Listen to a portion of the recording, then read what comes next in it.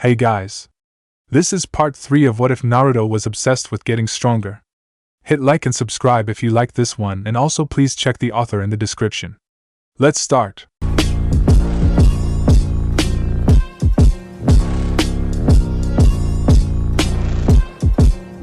Chapter 6, Hell Above Water. A light, 1-mile warm-up run was finished in 4 minutes flat. Naruto took a deep breath, not that he needed it, of fresh sea air. The boy allowed his eyes to close contentedly for a few moments. The slightly more haggard breathing of his training partner for the day filled his ears and brought a smile to his face. It was good to know that he was still the best. Ino was rapidly catching him, however. He would have to do something about that. A solid morning of training was just what the doctor ordered. Doubly so after the mission he and his teammates had run 2 days previous. Asuma had been pleased with the result, though he meticulously picked apart their execution of the plan. Naruto was the first to concede that mistakes had been made, but given what they had to work with, he thought that he, Kiba, and Ino had managed rather well. It had been their first true assassination mission, after all. He might have been biased, but he thought they did a pretty bang-up job for an inexperienced team of genin. There had been a few hiccups, but the outcome had been exactly as planned.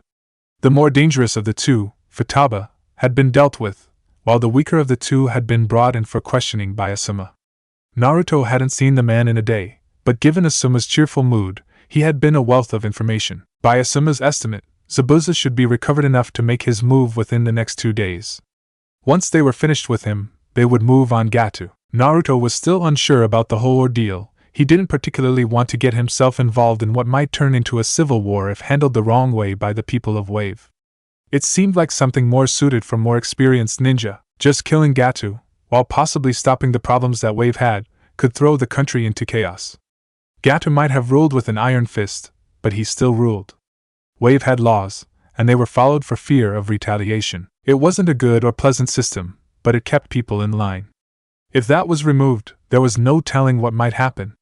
Wave hadn't been governed by its people in years, and Naruto hesitated in saying that they would just go back to business as usual once Gato was dead. A poor handling of Gato and the immediate aftermath could lead Wave into a period of chaos. He shook his head as he moved through some light stretches.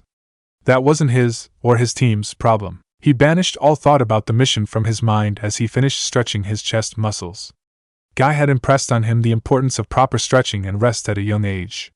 Naruto followed what he said to the letter. He had also managed to impress that same notion on his partner for the day. He had no want to be injured, especially on a mission like this one, and having an injured teammate would just be too troublesome to deal with. To quote Naro Shikamaru, Ino was developing nicely, he noted from his peripheral vision as he watched the girl cross and uncross her arms in a simple exercise. Stretching had its benefits, and he was in puberty. That was all the excuse he felt he needed, and it wasn't like any straight male in his graduating class would dispute Ino's attractiveness. He dropped to the forest floor and began a sequence of push-ups. At 50 he would stop and rest for 30 seconds, before doing 50 more. He would do that in increments of 5, and then move to his abs. General strength was important for a ninja, and there was no better way to go about getting it than through push-ups, pull-ups, and sit-ups. They were perfect for Naruto, who was still young and developing. They allowed for his body weight to work against him while not straining it past its limit. He had moved toward more general strength when he discarded his weight set. They focused too much on the legs and arms, and would eventually lock him into a rigid taijutsu style based on bulk. He had been moving along that path almost subconsciously, by training with Guy and Lee on a regular basis, and he needed to get off that track. It wasn't that it was bad, but it had its disadvantages. His fight with the missing nin had shown him that a rigid taijutsu form could easily be overcome in the right circumstances. The enclosed space of the apartment hadn't allowed for Naruto to use the more sweeping attacks of the Goken style, and it had hampered his efforts tremendously. A more flexible form based around quickness, efficiency of movement, and flexibility was more his speed. It fit in with what he liked in a shinobi fight, and would allow him to use his ever-increasing ninjutsu abilities. He had to start with eliminating many of the kicks, they were common in the Goken style, and replace them with more grabs, grapples, and throws, more close-range tactics. It was easier said than done. Building a taijutsu style couldn't be done overnight, and Naruto knew that it would take years for it to sort itself out properly. There was no sense in not getting started though. The wind ruffled his hair as time flowed past him in the clearing. At one point, he and Ino shared a look, no words were conveyed, and the individualized training session devolved into a spar of epic proportions. Naruto was more than happy to say he won. If you had asked him a few months ago, he would have been scandalized to even hear the suggestion that he would have to go full out to beat Ino in a spar. It was a credit to both him and her that he had no such compulsions anymore. He took a sip from his canteen, reveling in the crisp, cool taste. There was something inherently enjoyable about relaxing alongside nature. It had a certain energy to it. A relaxing energy if Naruto were to attempt to describe it. Even powerful. It was peaceful though. Naruto shook his head quickly to clear his head of such confusing thoughts. Now wasn't the time to think of such things. No, now was the time to focus on much more important things, like why Ino's head was currently resting on his shoulder. Ino? He asked, his voice light. Yes, Naruto-kun? She responded blearily, sounding like she was the most comfortable person in the world. Naruto blinked at both the tone and the suffix at the end of his name. She had started adding the kun to the end of his name recently, and he didn't know what to make of it. He shook it off. Is something wrong? She lifted her head from his shoulder gently. Cerulean Metsi foam as their eyes locked. Naruto fought down a blush at the proximity of their faces. So undignified, he thought. How does she do this stuff to me? No. Her response was simple, and she returned her head to its former resting place. Naruto nearly sputtered at the girl, but controlled himself. He settled back into the tree trunk, and did his best to make himself comfortable. He knew well enough that Ino wouldn't leave her place of comfort unless he forced her off. Inwardly, he reflected that he wasn't too inclined to move her. Growing up the way he did, with just about no one to either raise him or comfort him, he was mostly unfamiliar with human contact of the pleasant variety.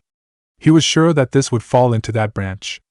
It was nice to know that someone was comfortable enough with him to be willing to actually touch him. The fact that it was Ino of all people who was so comfortable with him brought an involuntary smile to his face.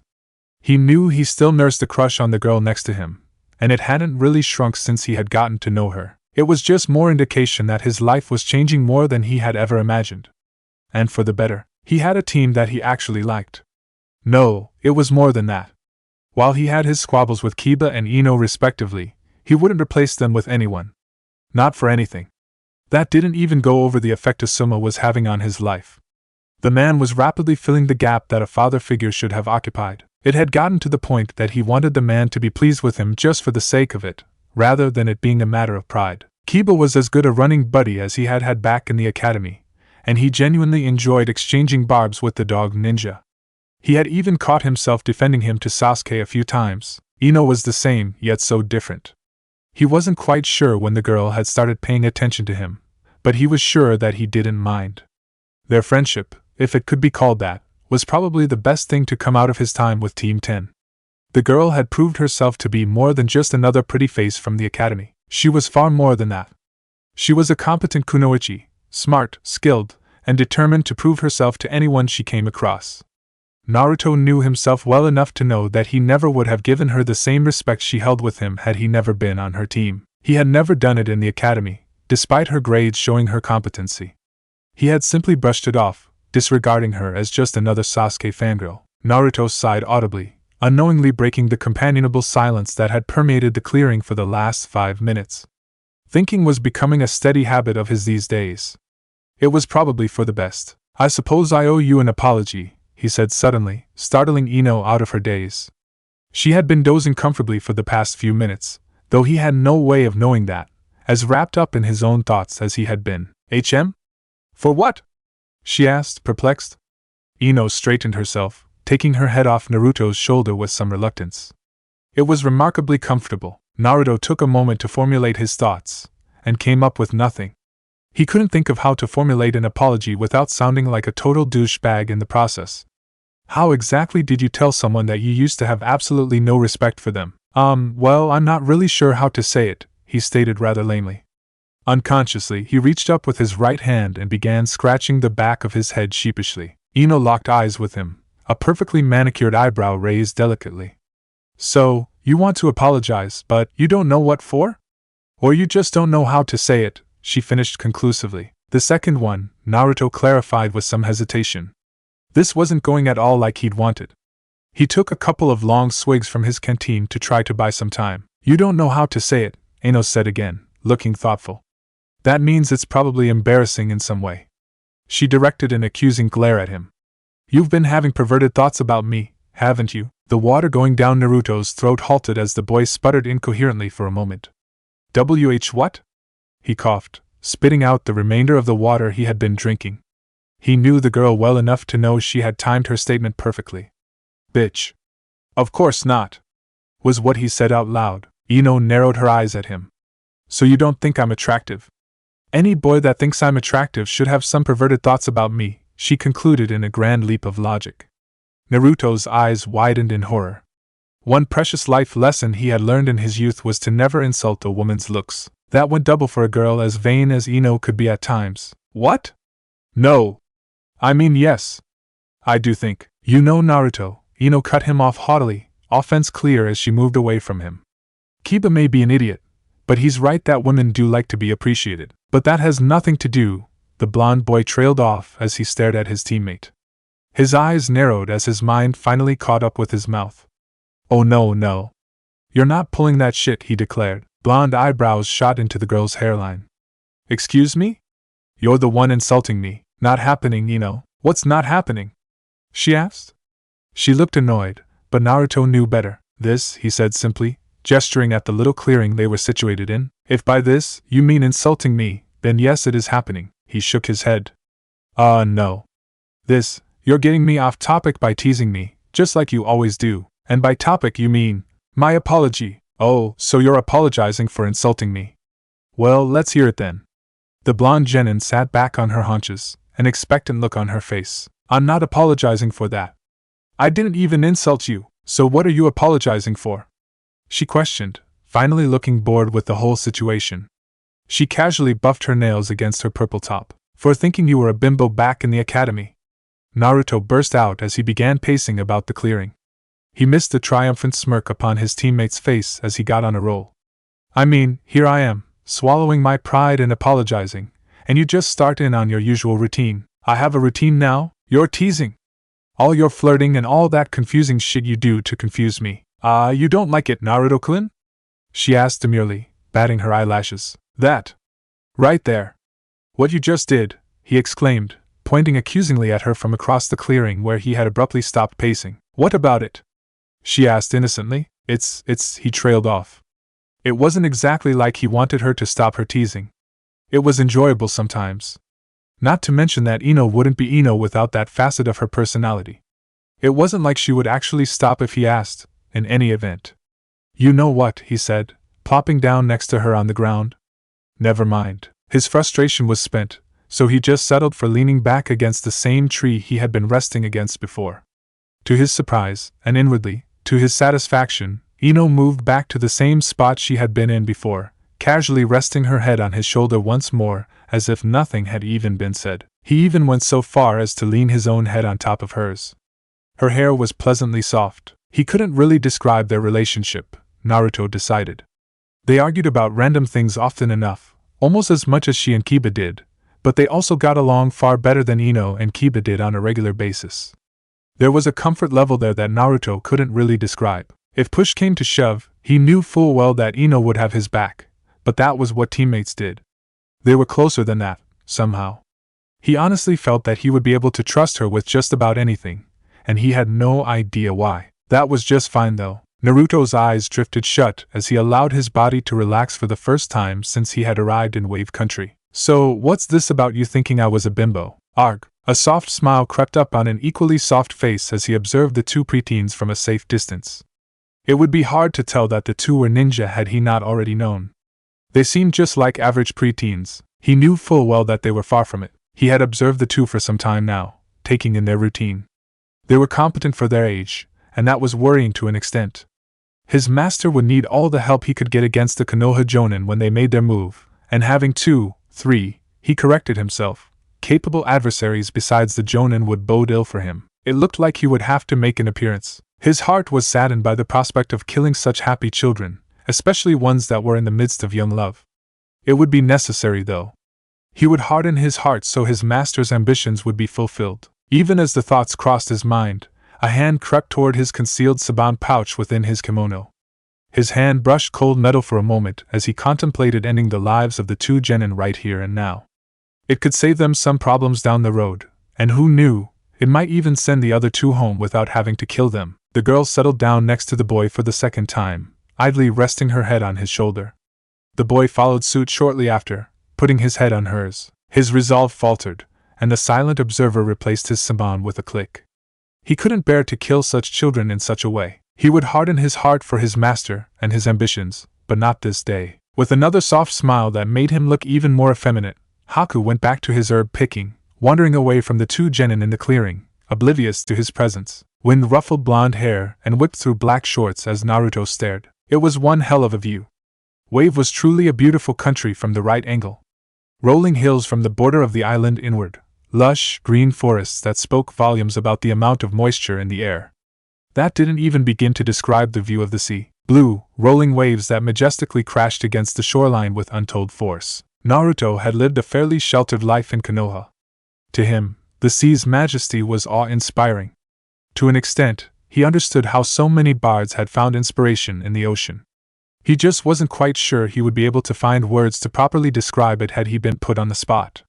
It was that amazing. From the top of the tallest tree in the immediate vicinity of Tazuna's home, Wave looked to be a country floating in a cloud, the rolling fogs white contrasting with the eternal blue of the sea. From 60 feet in the air, Naruto could see the sun clearly for the first time since he had arrived in Wave Country, its reflection off of the mist and water nearly blinding at times. He wished he had some sunglasses so he could stare at it. He supposed it was for the best. He wasn't so high up to enjoy the view. One heartbeat later had blue eyes focused back on their target, Tazuna's house.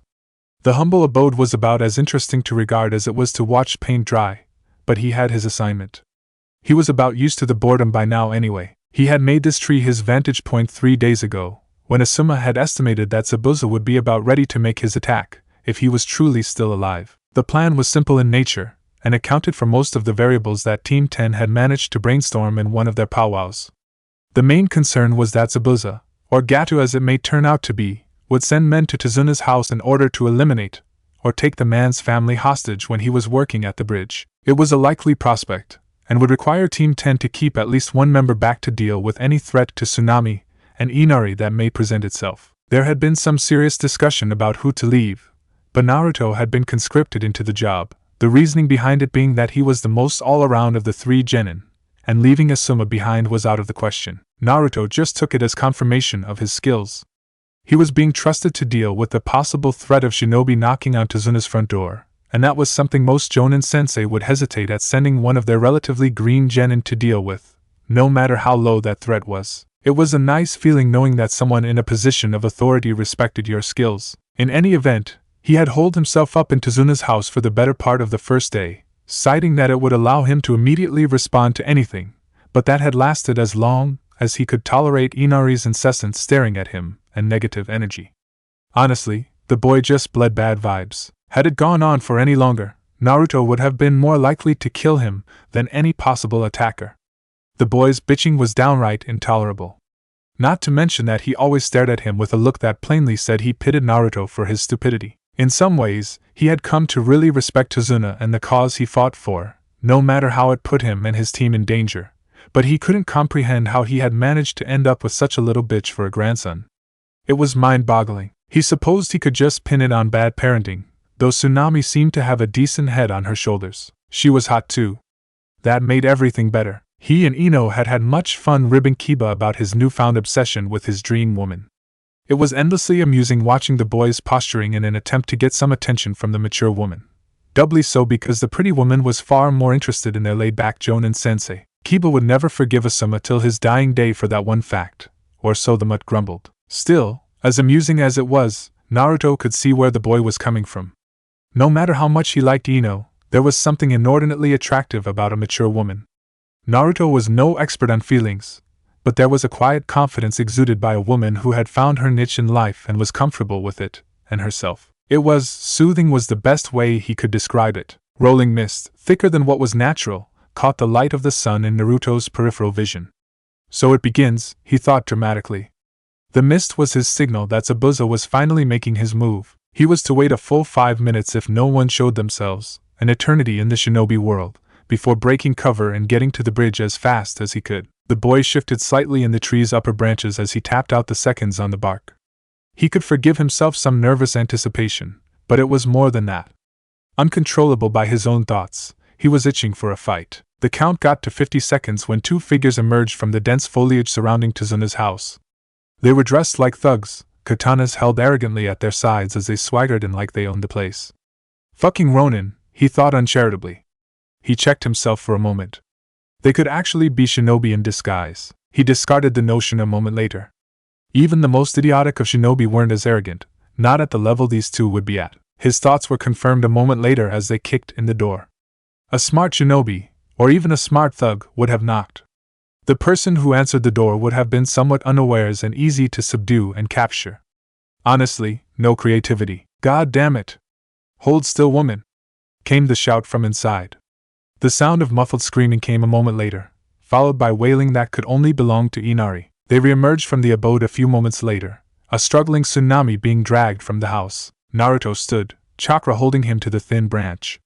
A quick glance at the clearing around the home revealed no new enemies, so Naruto felt relatively safe from ambush. His legs flexed once hard before he leapt from his perch like a swimmer diving into a pool, arms held out, and legs snapped together forming his body into a T shape. Chakra carried him past the surrounding branches sticking from the tree, and he did a quick, mid-air roll on his way down, using his life essence to angle his body into a perfectly controlled fall. The thug not holding tsunami was completely unprepared for 105 pounds of 12-year-old to come crashing down upon him from 60 feet in the air. He said nothing as Naruto plowed into him, having simply let gravity go to work, and he said nothing as his body was crushed into the earth as Naruto discharged the chakra in his legs so as not to break them. You won't hurt my mother! A determined and tear-spilling Inari sprinted outside his home, knife brandished wildly, only to see one of his attackers wordlessly pounded into the ground with all the grace and subtlety of a railroad spike.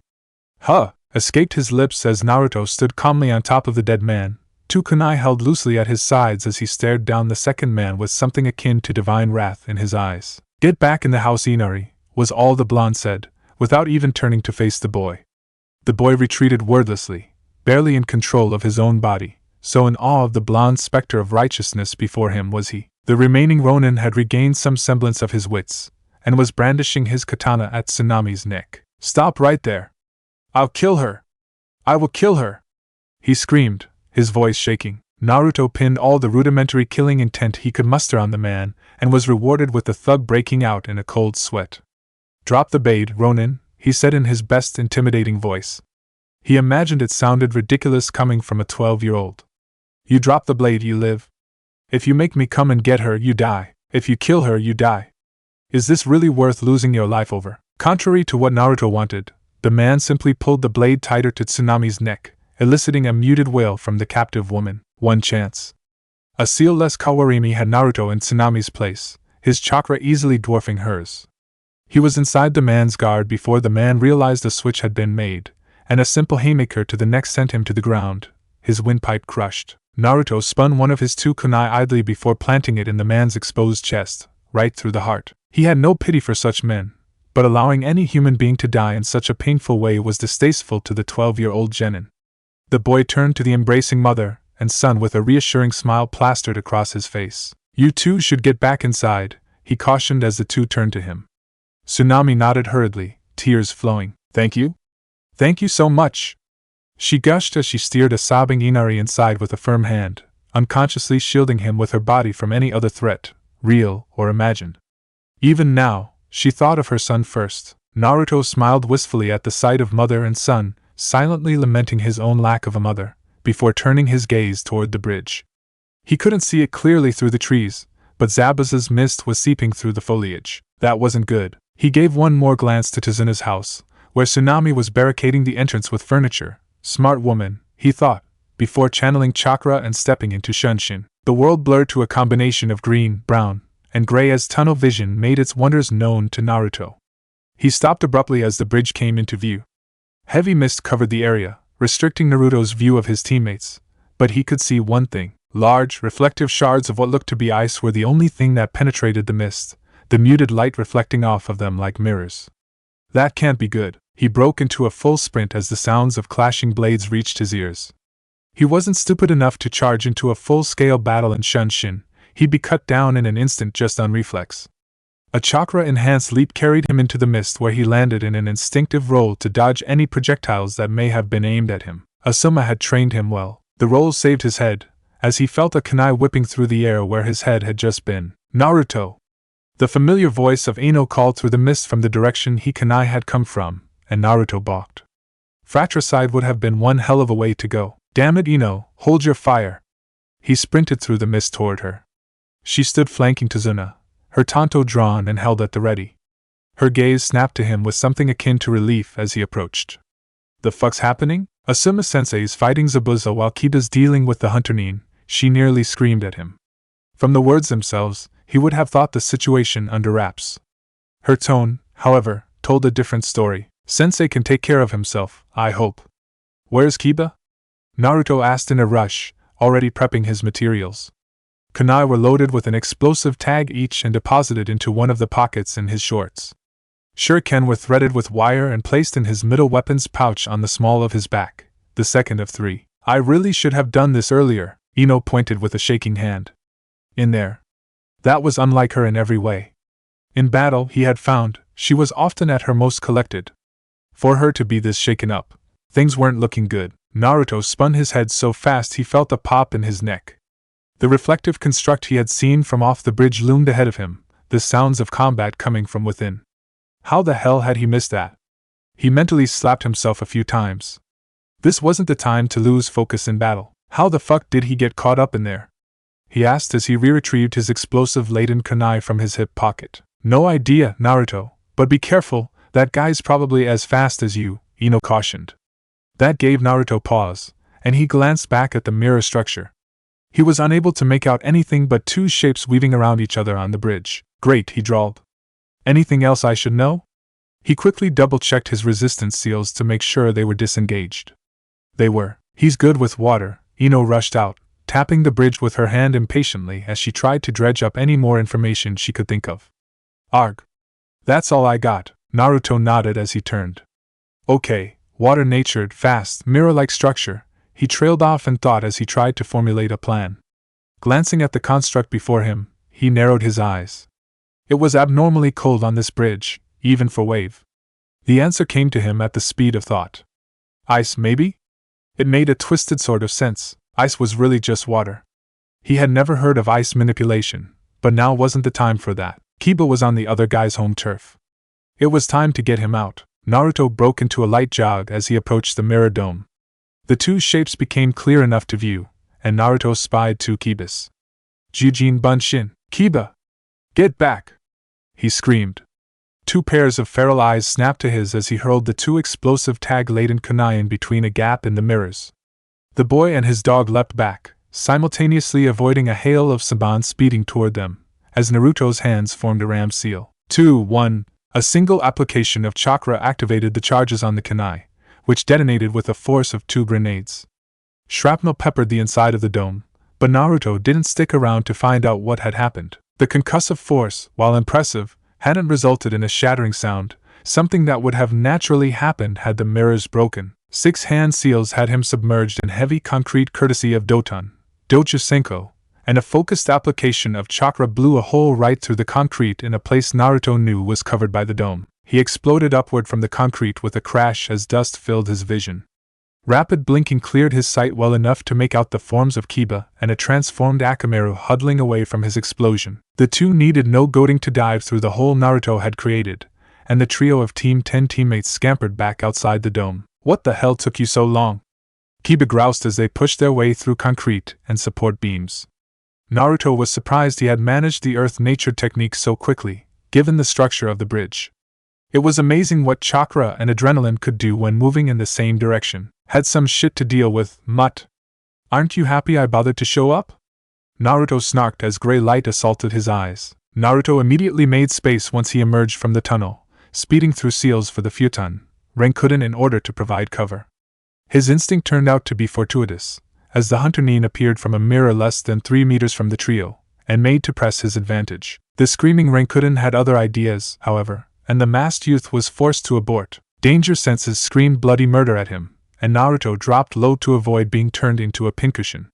He palmed 2 kunai and the wind howled as an ethereal light surrounded the blades. He let the true nature of wind chakra take over as he slashed the air while the hunter chucked more saban toward him, the wild chakra flying off the kunai and deflecting the incoming needles, leaving ruts in the concrete where they impacted the bridge. Get back!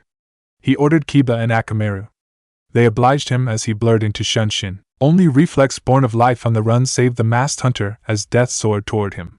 His right arm came up in a rudimentary, reflexive block that halted Naruto's kunai strike in his forearm. He resisted the urge to scream as wind chakra ripped through skin, muscle, and bone, tearing his arm away with an almighty wrench, and a burst of speed carrying him away from Naruto. The blonde cursed sulphurously as his prey slipped away from him, saved by a lucky break. The hunter wouldn't be letting him get so close a second time. No sense in not trying though. 3 kunai were airborne as Naruto finished seals, a futon, Repusho propelling the blades at thrice their normal speed. A slab of ice appeared from nowhere to block the projectiles, where they embedded themselves nearly hilt deep in the mirror. A second curse split the air as Naruto realized he wouldn't get another opportunity to end the hunter Nin anytime soon. At least not by himself.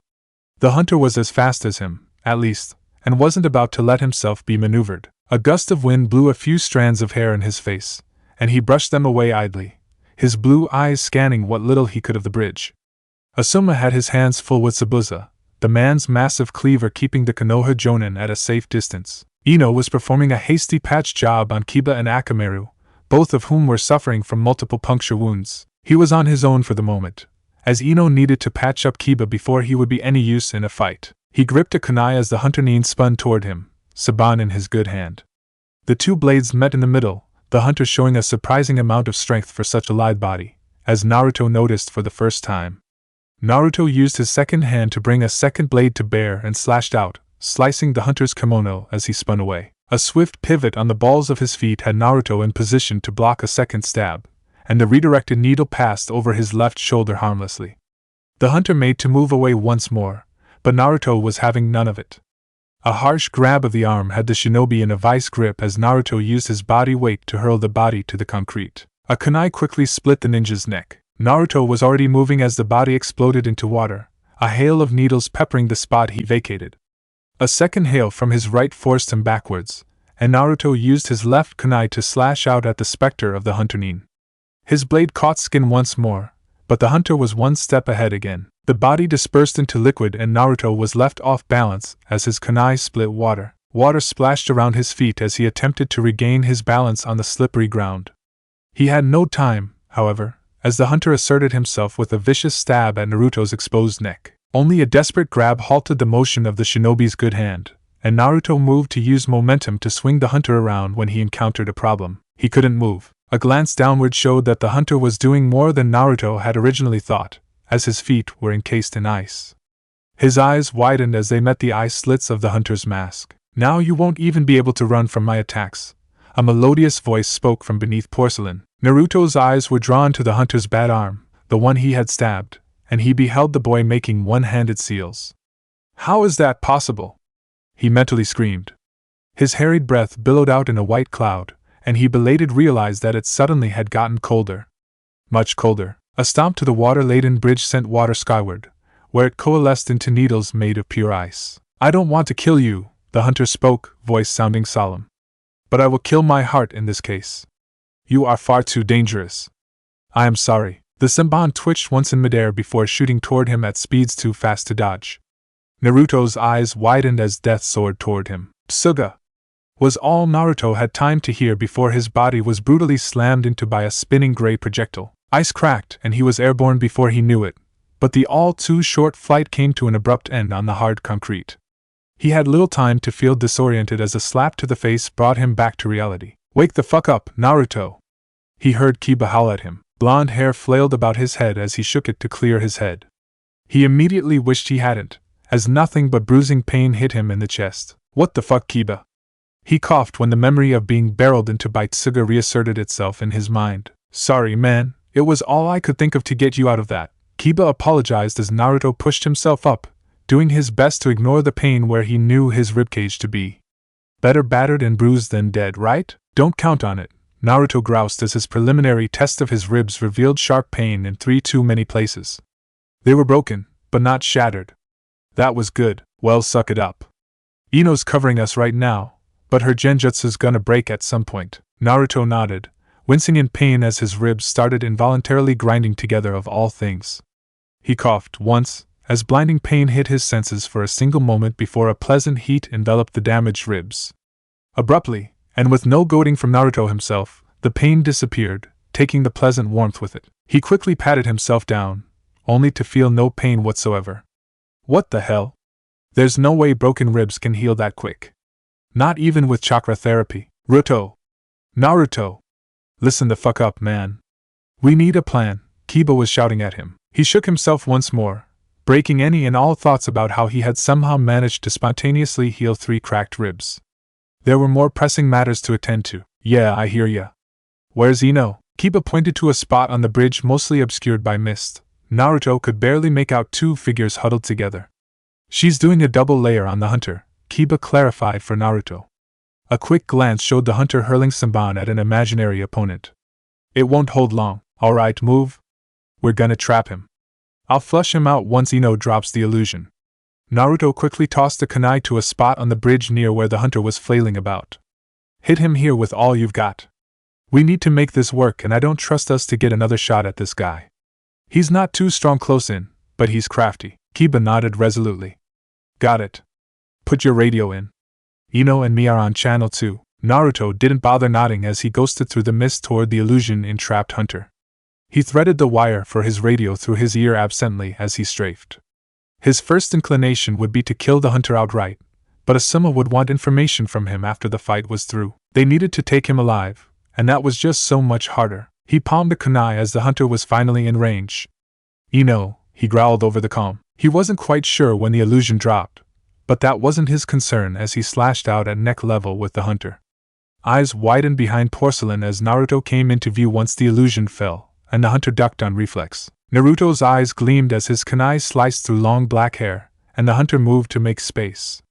Not so fast, Naruto thought as he brought his leg up and out in vicious, chakra-enhanced thrust kick. The hunter attempted to block with both forearms, but the kick proved too much as the shinobi was sent sailing through the air, directly toward the kunai Naruto had thrown before. Kiba appeared from nowhere, and was nothing but a gray blur as he executed his clan's signature technique with a scream of Tsuga. The hunter knee was slammed with an almighty crack, and soared for a precious few moments before landing in a heap, unmoving. Naruto gripped his kunai loosely as he warily approached the hunter, who was now struggling to raise himself from the ground. The disguised shinobi fell back to the concrete with a muted thump and a rustling of cloth. I wouldn't try that if I were you, Naruto cautioned as he approached. You probably have a few cracked ribs, if not shattered ones, and judging by the state of your arm, that's broken too. The left arm, the one Naruto hadn't stabbed earlier, was bent at an unnatural angle adjacent to the shinobi's body. The blonde took a moment to admire the pure power that the Inuzuka technique had, inwardly happy that the same hadn't happened to him earlier. He flipped the body over with his foot cautiously, though none too gently, to take in the surprising sight of a bloodied front and a cracked mask, revealing a blood-spattered, feminine face. She was quite pretty, in Naruto's opinion. It was just too bad she was fighting on the wrong side of things today. Alright, up you get, he said as he lifted the girl bodily into his arms and half-carried, half-dragged her to the edge of the bridge, where he leaned her against the railing. Kiba joined him a moment later, while Ino slowly worked Tazuna over to their position. Caution was always the best part of valor. So, what do we do with her? Kiba questioned, his gaze locked on their captive. His eyes were oddly appraising, calculating even. It was far from the usual reaction he had when faced with a pretty girl. Even he realized the situation they were in. Naruto sighed. He had planned the combat expertly while in the heat of the moment, and now he hadn't the faintest idea of what to do. Life was funny like that sometimes. I've got no idea, he finally admitted. I figured Asuma would want someone to question afterwards, and we all know we wouldn't get shit from Zabuza. So are we just supposed to wait here for Sensei? Ino asked as she arrived on the scene with Tazuna in tow, wind whipping through her hair from the discharge of one of Asuma's futon jutsu. She gave both Naruto and Kiba once over, checking them for injuries. Her eyes lingered on Naruto for a few extra moments. He locked eyes with the girl and nodded once, conveying that he was alright. He sighed once more. I guess? It came out as more of a question. Kill me, the soft voice of the hunter piped up weakly. Forehead spun to regard the girl in stunned silence. WH what? Ino finally squeaked. Enemies asking to be killed wasn't something Team 10 was familiar with. Naruto and Kiba just stared. I want to protect the person important to me. I want to work for that person. I want to fight for that person. I want to make that person's dream come true. That is my dream, the girl muttered, more to herself than to Team 10 and to Zuna. I failed in my dream. I've realized, my existence is no longer needed. Naruto shook himself from his stupor. What's your name? He asked gently, far more gently than he had ever asked anyone anything before. It was almost as if he feared the girl would break if he raised his voice. Haku, was the whispered reply. Well, Haku, we're gonna get you patched up a bit. He held his hand up to stall any protest the girl may have had.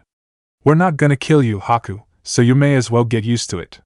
We have some questions we need to ask you. The girl seemed to pull herself together for a single moment, almost looking outraged at the notion that they wouldn't honor her wish to be killed, but then wilted, falling back against the support beam. Naruto turned to Ino.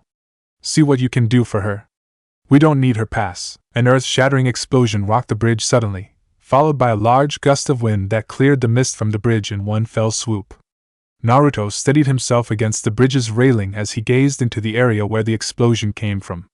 His eyes widened. Trench knives in hand, Asuma stood in the remnants of a great ash cloud, battered, bruised, and cut. His vest was nearly sliced in half, and the blood stains could be seen clearly even from a distance. The Jonin stood like a great statue of a hero of the old times, weapons brandished as he engaged a monster of legend and brought it to its knees. The eyes of the blonde were drawn to the second form on the bridge. Zabuza kneeled in the center of the concrete construct, cleaver discarded in front of him in the wake of the excessive amount of third-degree burns covering his exposed skin, the explosion having burned through his sleeveless top. A shinobi who's willing to sacrifice everything for his goals, Asuma said as he strode towards Zabuza, trench knives glowing with extended wind chakra sharpened to a 4-foot blade. Everything, including the very people you seek to control.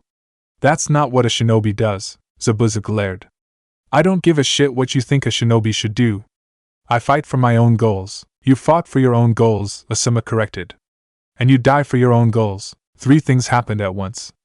Asuma brought his blade down in a vertical slash that would bisect Zabuza.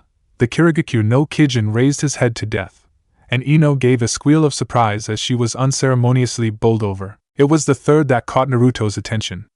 He turned to regard his teammate, only to find her sprawled on the bridge. Haku was gone, an ice mirror left in her place. Oh no. In a single, momentary heartbeat of total clarity, Naruto knew exactly what would happen. He spun to face Asuma and Zabuza to warn his sensei, but by then it was far too late. A single ice mirror stood between Haku and Zabuza, slowly melting as its creator bled out onto the concrete, Asuma's trench knife having neatly eviscerated the hunter-nin.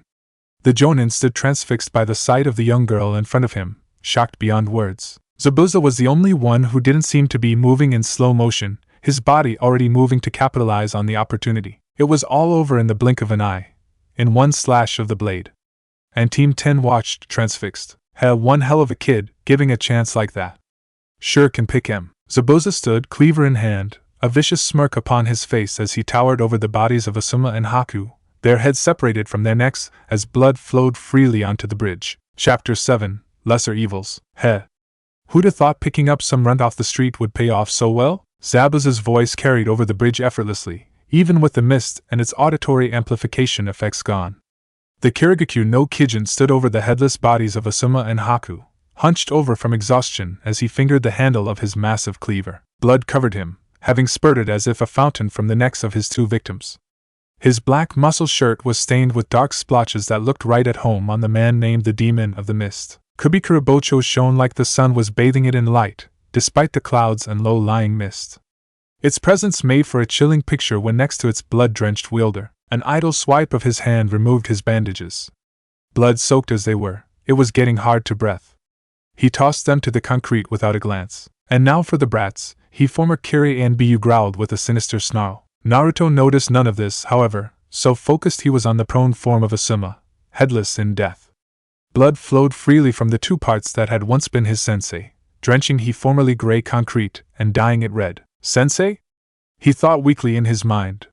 His inner thoughts no more than a whisper as shock set in. All at once, memories of the battle on the bridge assaulted his mind without warning. Naruto's eyes widened for but a moment as red-hot needles threatened to break from his skull and spill out. He gripped a kunai as the hunter nin spun toward him, Saban in his good hand. The two blades met in the middle, the hunter showing a surprising amount of strength for such a lithe body, as Naruto noticed for the first time. Naruto used his second hand to bring a second blade to bear and slashed out, slicing the hunter's kimono as he spun away.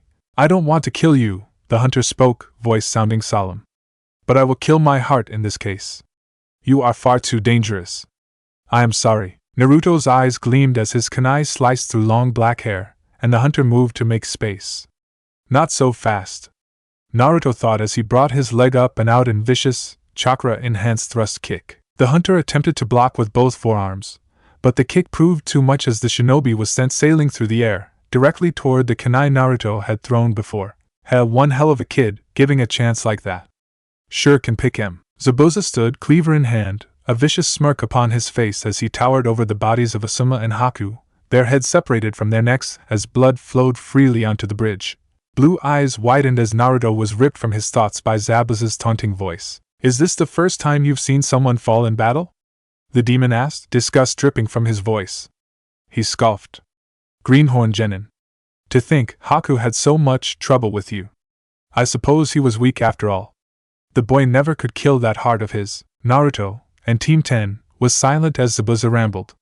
A scream threatened to break from Naruto's lips as his eyes stayed rooted on the rapidly cooling corpse of his sensei. This isn't happening. It's not true, he screamed internally. It couldn't be happening. Not after everything they'd been through. Asuma just couldn't be dead. The genin dimly realized that Zabuza was speaking again. When I was your age, I already had blood on my hands. Liters of it, from dozens of kills. The man trailed off, seemingly in fond remembrance. The demon Zabuza, they called me. A boy who slaughtered an entire graduating class of Miss Genin when he was only 9. A smile uglier than anything Naruto had ever seen broke across Zabuza's face. And it felt so good. Naruto closed his eyes as the man's words washed over him. He was hearing them as if from very far away, his attention still focused entirely on Asuma. Thump. His heartbeat thumped out the seconds in his ears, overshadowing the demon of the mist's words effortlessly. Thump. The click of the handle of Kubikuri Bocho sounded as Zabuza hefted the blade to the level of his shoulder without effort. Until your names appear in my bingo book, you're not real shinobi in my mind. A short chuckle that sounded more like a cough escaped his throat. The man gently massaged his bruises that the Konoha Jonin had left with him. Hey, too bad you won't live long enough to get there. Thump. I'll never forgive you. Naruto yelled in his mind, his voice no longer a whisper in the dark. His eyes were squeezed shut, as if not opening them would make Asuma's death less real. Blood coated the underside of his fingernails as they dug into his clenched fists. Images of a sewer, a great cage lined with hundreds of bars, flashed in front of his eyes. Crimson eyes snapped open in the dark as if from a great slumber, and Naruto felt painful warmth wash over him, coating his muscles and bones as if from the inside. It's about time. Too bad really, Zabuza was saying. You kids got talent. The battlefield's no place for children, though. Thump. Finger and toenails sharpened into claws. Muscles bulged for a moment before relaxing as lactic acid was flushed from them, chakra flowing at an accelerated rate through Naruto's whole body. Chakra crackled like electricity down nerve endings, sending instantaneous impulses that impacted the adrenal glands, the chemical heightening Naruto's reflexes beyond anything capable by a shinobi of his age. Whisker marks elongated and deepened along Naruto's face, and Zabuza finally took notice of the increased chakra output literally spilling from the genin. Black eyes narrowed to slits as he gripped his cleaver and leapt forward, his shinobi instinct to kill the genin before anything untoward happened overriding his curiosity. It was too late. Pupils slit down the center, red eyes snapped open as a wave of killing intent that brought Tazuna, Ino, and Kiba to their knees struck Zabuza like a hammer blow. His forward progress was halted abruptly as his eyes widened. What the fuck? No genin should be able to produce this kind of murderous intent. Naruto, however, cared little for Zabuza's concerns, as his eyes finally left the prone corpse of his sensei, zeroing in on the object of his rage. I'll kill you! Concrete cracked, dust sprayed upward, and chakra exploded as Naruto burst forward towards Zabuza in a show of raw speed that his sensei wouldn't have been able to match. Only instincts born of countless battles saved Zabuza as death soared toward him. A hasty duck and a thrust of Kubikuri Bocho put the massive blade in the path of the genin's new claws, and Zabuza's black eyes watched in shock as the tempered steel was carved into, the sound of metal cracking and scraping sending shivers down his spine. He didn't know what the fuck had happened to the blonde kid, but he knew that he had to make space fast. Naruto, however, wasn't about to let that happen. Clawed swipes that resembled punches tore through the air at Zabuza, the former Jonin using all of his speed and reflexes just to avoid being rent in two. He wasn't fast enough, though, and Naruto's claws met vulnerable flesh with a sickening tear as Zabuza's pain sensors overrode his pride. The demon of the mist screamed. The pain ignited his reflexes, however, and the former ANBU leapt away from Naruto with speed born of desperation, blood dripping from 4 gashes in his chest. Naruto let him, his mind at war with baser instincts, and rage that threatened to overwhelm him totally. Inside Naruto's mind, the boy knelt, hands clasped to his head as if in pain as red chakra swirled about in the sewer that was his mindscape. On the outside, his body moved on instinct. The boy shifted into a crouch for but an instant before he was gone from sight. Zabuza was far more ready for round 2, though, the red corona of visible power surrounding the genin giving away his position through the rudimentary shunshin long before Zabuza saw him. Muscles screamed as Zabuza torqued his body more sharply than ever had before. Kubikuribocho's flat edge swinging in a wide arc that impacted the charging Naruto with a hard thump and a crack that heralded shattered ribs. The blonde genin was airborne before he knew what to do with himself, and pain assaulted him for but a moment before the healing abilities of the Kyuubi's Yuki asserted itself. He landed heavily on his back and stayed there for less than a moment, springing back to his feet from his hands. The blow to his chest had done more than just hurt, however. Naruto's consciousness had awoken from its internal struggle, and the boy was finally back in control of his finer motor functions. Naruto glanced down at his hands in detached wonder, and with more than a little fear, beholding the claws that had grown from his fingers. His mind was in 3 places at once, all wondering what the hell happened to him, before common sense and knowledge was reasserted themselves in his brain. Kyuubi was all he thought, though his inner voice was quiet and hard to hear over the pounding in his ears. It was all that needed to be thought, for it answered all of the questions the blonde could have about what he was currently experiencing. No aches, no pain. Hell, he felt great. The feeling didn't last long, as near precognitive reactions had him ducking backwards under a sword swipe that would have made him as headless as his sensei. A swift, effortless backflip that revealed dexterity that Naruto hadn't previously possessed created space between the 2 combatants.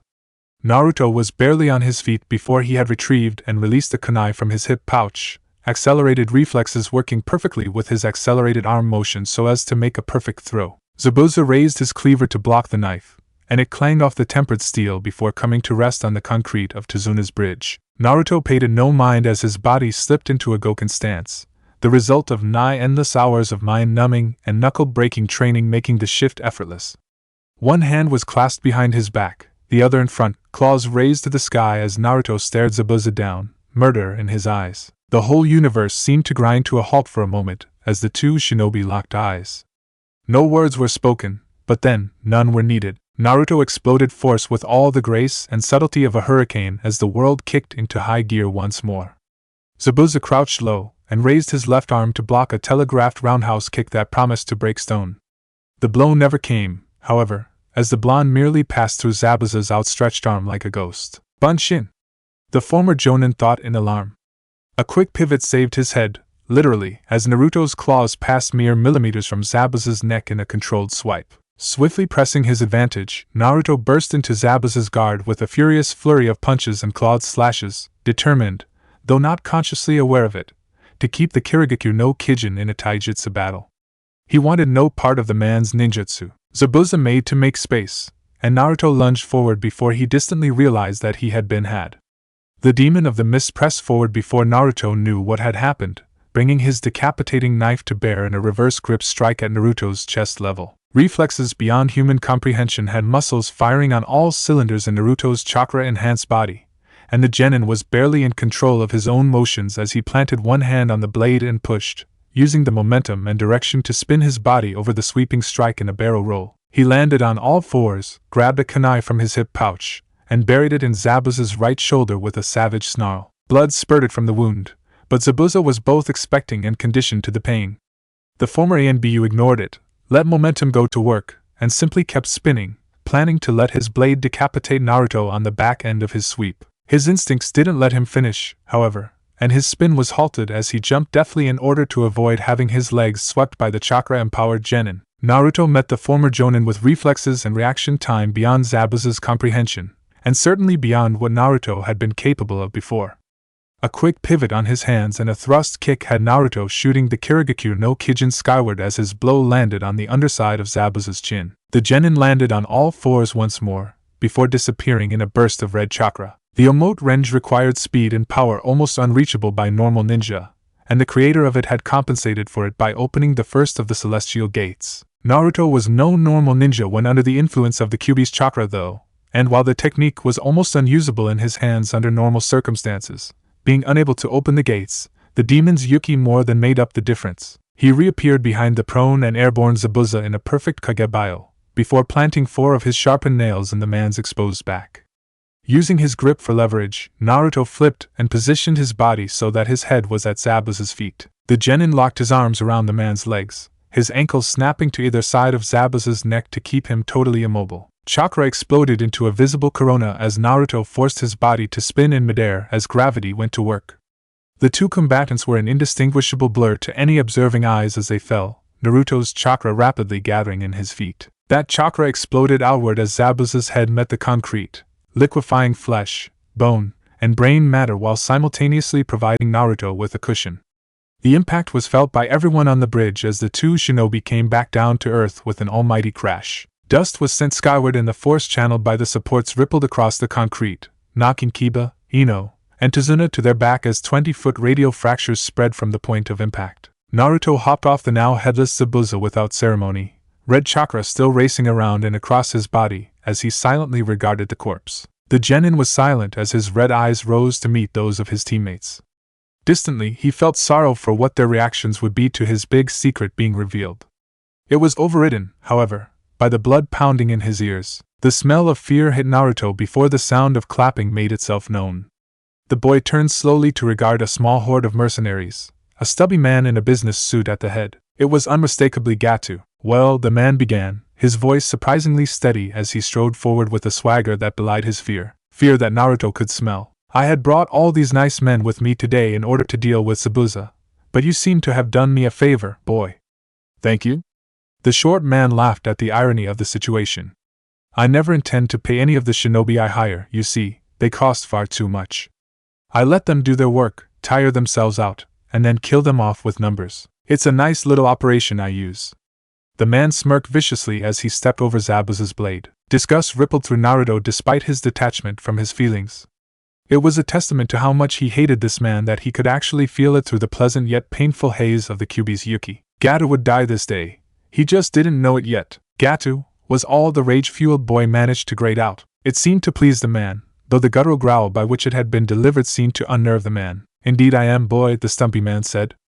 I'd ask for your name, but I'm not all that interested in dead people. The thugs behind him laughed menacingly, brandishing their assorted weapons in what they thought was a threatening manner. Naruto was far from impressed as he began a slow march forward. That only seemed to amuse the man further, though the smell of fear wafting off the man increased. Look at this one, men! Gato crowed as the assorted thugs laughed at Naruto's stupidity. Don't try to be a hero, kid. It'll only hurt before you die. Naruto said nothing as he continued his march, nearing the assembled group with palpable murder in his eyes. A kunai found itself in Naruto's hand and began spinning around his finger. Gato had stopped laughing as the genin got ever closer, taking a step back in apprehension as the boy refused to stop. He was an instant away from ordering his men to attack the crazy kid, but he never got the chance. Naruto's kunai was buried to the hilt in the chest of the thug standing directly behind Gato, having passed through the shipping magnate's exposed throat like a hot knife through butter. The stumpy man dropped to his knees as if in shock, blood spilling from the gaping wound like water from a broken canteen. Naruto paid him little mind as he shoved him aside, now at a full sprint, reaching down to snatch Zabuza's cleaver from its resting place on the bridge. Neither the balance point, fine though it was, nor the weight registered in Naruto's mind. All that the boy cared about, however distantly, was that it channeled chakra like nothing else he had ever laid his hands on. Disruptive wind chakra infused with Yuki crackled madly as it rippled down Kubikura Bocho, and Naruto turned his body so that the assembled thugs could see his back. Coiling and uncoiling like a spring, Naruto hurled the massive decapitating knife at the crowd of mercenaries at speeds almost too fast to track. The sword, spinning like a shuriken, passed through the first man unlucky enough to be in its path as easily as if he were made of water. Wind-enhanced as it was, it didn't stop there, living up to its name as it cleaved through 3 more men before it escaped the 4 lines the thugs had formed at the entrance to the bridge, finally coming to a stop as it hit the ground, its momentum spent. Blood spilled from the halves of the victims like water from a broken canteen. One poor soul had been unfortunate enough to be close to the spinning blade's path, but not close enough to have been granted the mercy of death. His arm lay on the ground, neatly sliced off above the elbow as blood flowed from the wound. Another lay dead on the concrete, having had his chest tagged with disruptive chakra that splayed off the blade in rivulets. The living man's screams drew the rest of the assembled thugs' attention from the dead bodies as they turned as one to watch in morbid fascination as the man, formerly a samurai, quickly bled out. Naruto paid no such attention. Bursting forth, the boy left cracks in the concrete as latent chakra was forced into the bridge from Naruto's speed. A blurring after image of the blonde was left in his place, so great was his chakra-enhanced speed as he hurtled toward the small army. Cracks and dust exploded from the bridge as Naruto stopped in front of the nearest mercenary, crouched with a hand on the ground and his foot poised to snap to the man's chin. One moment, the man stood, transfixed by the sight of the monster in front of him. The next, he was airborne with a sickening crack that spoke of a broken spine as Naruto neatly snapped a thrust kick to his chin. The genin didn't even bother with the Kage bio in favor of moving on to his next victim. Naruto subconsciously slipped into Goken, the deadly and bruising style of a man whose tutelage had boosted Naruto to second in his class. A spinning back fist shattered the skull of one mercenary. An improvised punch that sent claws forward instead of knuckles claimed the life of the next. Vulnerable flesh was rent effortlessly as Naruto literally ripped the throat out of one man unlucky enough to be in his path. It took a total of 6 seconds and 9 dead men to capture the full attention of the assembled mercenaries. Weapons were drawn hastily, hefted in front of them as an impotent defense against the miniature monster in front of them, poised to slaughter them all on a whim. Naruto had stopped, however, directly above the still sputtering and paralyzed Gato. A kunai slipped into his hand from his hip pouch and began to spin around one of his fingers. It had a hypnotic effect on the small army, as the eyes of every man on the bridge was drawn to the small, spinning knife. They all knew what was about to happen, were powerless to stop it, and couldn't look away even if they had wanted to. Without ceremony, without warning, Naruto buried the kunai hilt deep in Gata's back, blood spurting forth from the wound in rivulets as the blades severed the aorta savagely. It was withdrawn just as brutally, red life water covering it and dripping down to the now liberally stained concrete. The kunai began spinning on Naruto's finger once more, flecks of blood flying off in all directions, most landing on the right side of Naruto's face. Blood dripped off the boy's claws and splashed to the concrete, the soft noise all the more deafening in the silence of the bridge. That was all it took for the dam to break. All it took was a single man to turn and flee, before all the rest got the idea that they had a much better chance of surviving if they weren't anywhere near the blonde ninja-turned-monster. Most of the men sprinted back toward the forested land that was fire country, while a few others dove off the bridge and into the water in their attempt to escape. Naruto stood silently throughout the whole process, watching with a dispassionate eye as many men tripped over themselves in their haste. The fox's chakra was slowly leaving his chakra coils, the process seemingly instinctive despite Naruto not having any experience with it. Without boosting his system beyond human capabilities, Naruto once more felt every little ache and pain in his body. He ignored them, however, in favor of watching the crashing waves that gave this country its name. His mental faculties had returned to full strength, finally. To think, he had thought of this country as beautiful just earlier this day, as someplace that he would love to return to. Now, it would only be a memory. A blood-stained memory filled with sorrow, self-loathing for all that he had done, and pain. He would never return here. Naruto himself turned, numbly, after several long moments that seemed to last an eternity and an instant all at once, and began moving back to his still shell-shocked teammates, red eyes reverting to blue as the Kyuubi's chakra left his system. Seafoam blue and brown eyes regarded him as he passed in between the surviving member of Team 10, past the quivering Tazuna, and to the limp and headless body of Sarutobi Asuma. The stupefied eyes of Ano and Kiba watched silently as Uzumaki Naruto dropped to his knees in front of the man who had been the closest thing he had had to a father, and wept. His body shuddered with emotion for a moment, before going limp, exhaustion finally taking hold of him. Looking back, he supposed it was rather like a dream. You never know how exactly you get to where you are, but you're always there. Right in the middle of the action. Right when it matters most. There is no true beginning to it, or if there is, you never remember it. The only thing that could possibly disprove the thought that it was a dream was the fact that he could remember it as vividly as anything. You can never remember dreams after the fact, at least not with any true clarity. He supposed that it could have been a nightmare, but he had lived through a nightmarish existence for the majority of his childhood, if it could be called that. He knew enough about them to know that this wasn't one, no matter how much he would have liked to believe it. The red glow from farther down the long sewer in which he stood spoke of something sinister, something that Naruto, for the life of him, wanted absolutely no part of.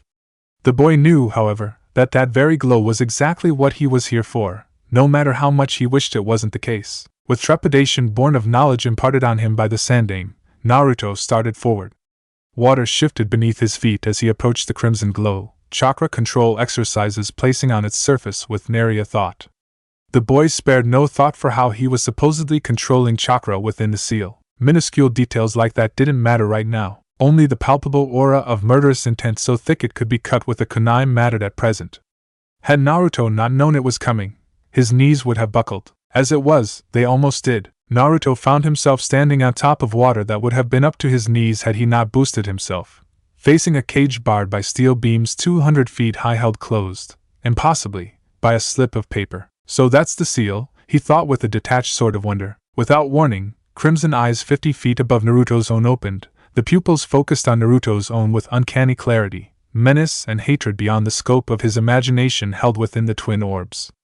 Then, somehow, the murderous intent became even more pronounced, thicker and heavier. Naruto just barely kept himself standing, though he did sink into the water. He was suffocating. Hands rose to his throat by their own accord, trying to find something to unlatch to allow oxygen into his system. That wasn't the problem, though. There wasn't something coiled around his windpipe, restricting his access to air no matter how much he tried to breathe. Nothing was wrapped around his chest, crushing his ribs and lungs. He just couldn't breathe. His lungs wouldn't expand, his diaphragm wouldn't move, his own mouth would barely work to try to force air down his throat. Just as he was about to lose the battle and fall, the pressure disappeared. It didn't recede or slowly reduce itself. It simply vanished as if it had never been there in the first place. Naruto took gulps of air with all the vigor of a starving man given a feast to eat. His mind, however, was focused entirely on the monster looming in front of him. Unknowingly, unconsciously, his respect for the Sandaime, which had taken a nosedive when he had learned of his situation, shot up to its old, godlike levels. How did he fight such a beast? Naruto wondered, in awe of the man who had not only fought the Biju, but defeated it. Suddenly, the idea of the Sandaime being acknowledged as the greatest shinobi in the history of the world wasn't so far-fetched. That, though, mattered little at present. I would like nothing more than to devour you whole, boy, but that would defeat the purpose of this little chat. The Kyuubi spoke in a deep, gravelly, unyielding voice that brooked no argument. Kyuubi, was Naruto's whispered response. Internally, the genin cursed a waver of obvious fear in his voice, but was powerless to stop it. It was an instinctive, primal fear that asserted itself when faced with a being so obviously more powerful than he was. A wave of hot air smacked him in the face, and Naruto realized belatedly that the fox had just exhaled. Yes, boy. I suppose I should be pleased that you at least know that much. I had expected little from a human who had managed to turn his mindscape into a sewer, the fox said with an audible note of sarcasm. Naruto felt vaguely insulted, but conceded the point. There wasn't much he could do to refute it, in any event. He was standing in a sewer. So, he began, his voice made steady through a force of will he hadn't known he possessed. What do you want? Another blast of air hit him square in the face. What do I want, brat? The beast asked, seemingly askance that Naruto would ask such a question. What I want is to devour you where you stand.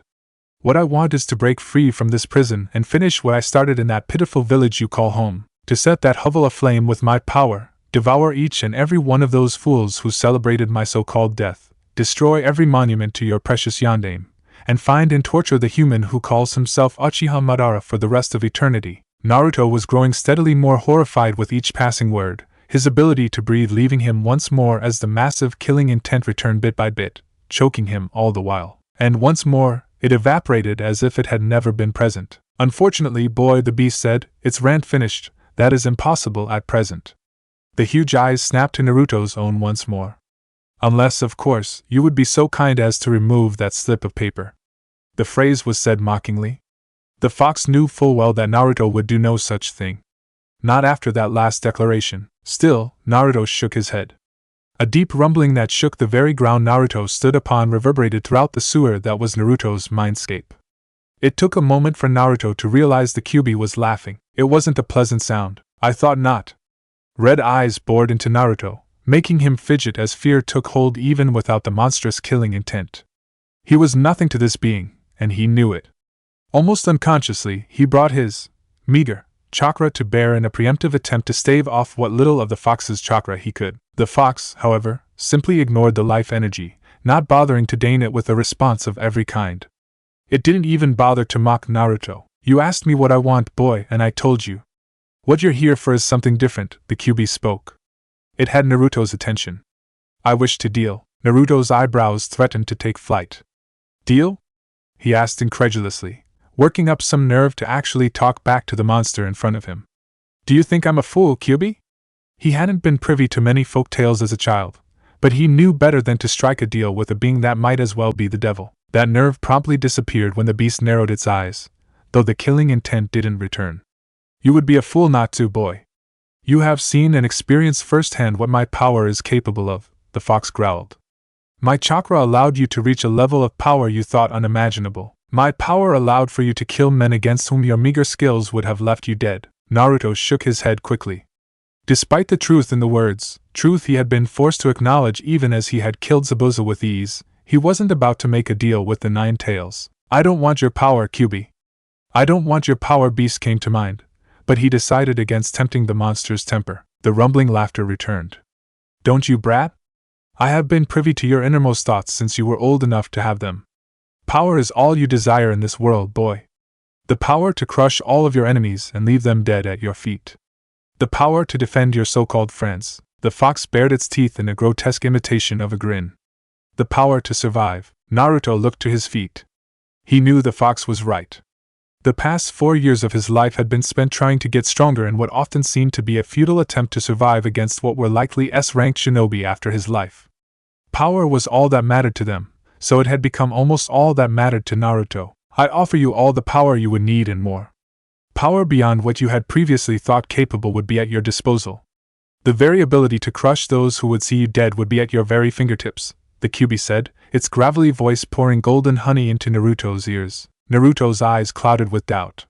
There was little to refute the beast's claims, for Naruto indeed had been witness to the very power the beast spoke of. Having a source of chakra that would never run dry and which could boost his own abilities beyond anything humanly possible certainly wasn't a bad thing, especially given the very people who Naruto sought to destroy were so far beyond him. It would be like the ultimate trump card. Still though, he was wary. And if I say no? He asked, his voice betraying the fact that he wouldn't, in fact, say no. It was a question asked simply for the sake of it. The beast's head moved up and down in what could pass for a shrug. It imitated human idiosyncrasies quite well. Imagine that same power you would deny turned against you, it said simply. Naruto looked up sharply. That old man you bowed to made you well aware of our relationship. My chakra passes through this seal and into you. You know this, so know that everything you hold dear, those very skills you bled for, can be taken from you on a whim.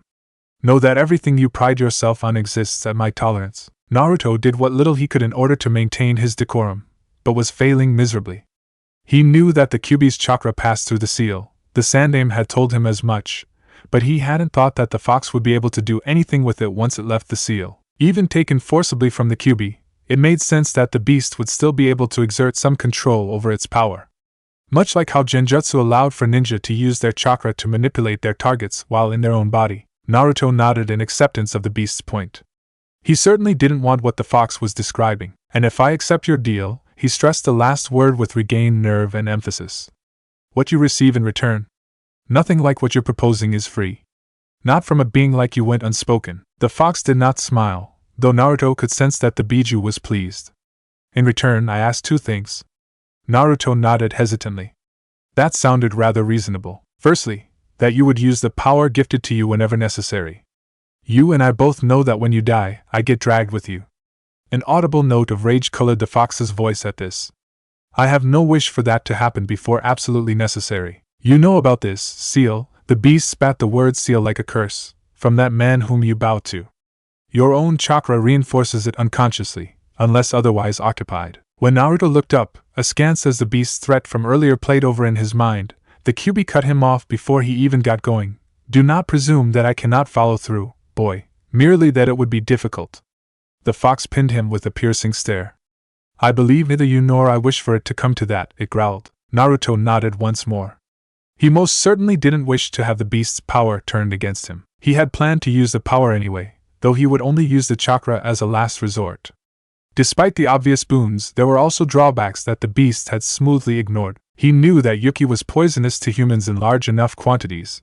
He had done some serious research on the Biju after his secret had been revealed to him, and he had no wish to poison himself if he didn't have to. Accepted, was all he said in return. The second is a man by the name of Uchiha Madara. Naruto started at the name, though it had been mentioned once before. The fox nodded. Yes, you've heard of him. I want him dead, boy, and painfully so. Since I cannot do this from my current lodgings, the task falls to you. It shouldn't present much of a problem, as you were already planning to kill him. When Naruto opened his mouth, a question on the tip of his tongue, the fox interrupted once more. Information about that man will be revealed to you in due time, though there is little you need to know about him other than his rule over a group of humans who called themselves Uchiha, and that his chakra was more sinister than even my own. The Kyuubi shook its head. My relationship with that man is not to be questioned. Is that clear? Naruto kept his silence as he pondered the deal. Of course the sentiment was clear. He didn't question the Kyuubi's hatred of Madara, at least not openly. It was likely a sore subject filled with residual anger that Naruto wanted no part of. A small bubble of humor threatened to well up in him as he envisioned some embarrassing history between the two. The Kyuubi had obviously come out the loser in whatever conflict they had had. The humor disappeared as soon as it had hit.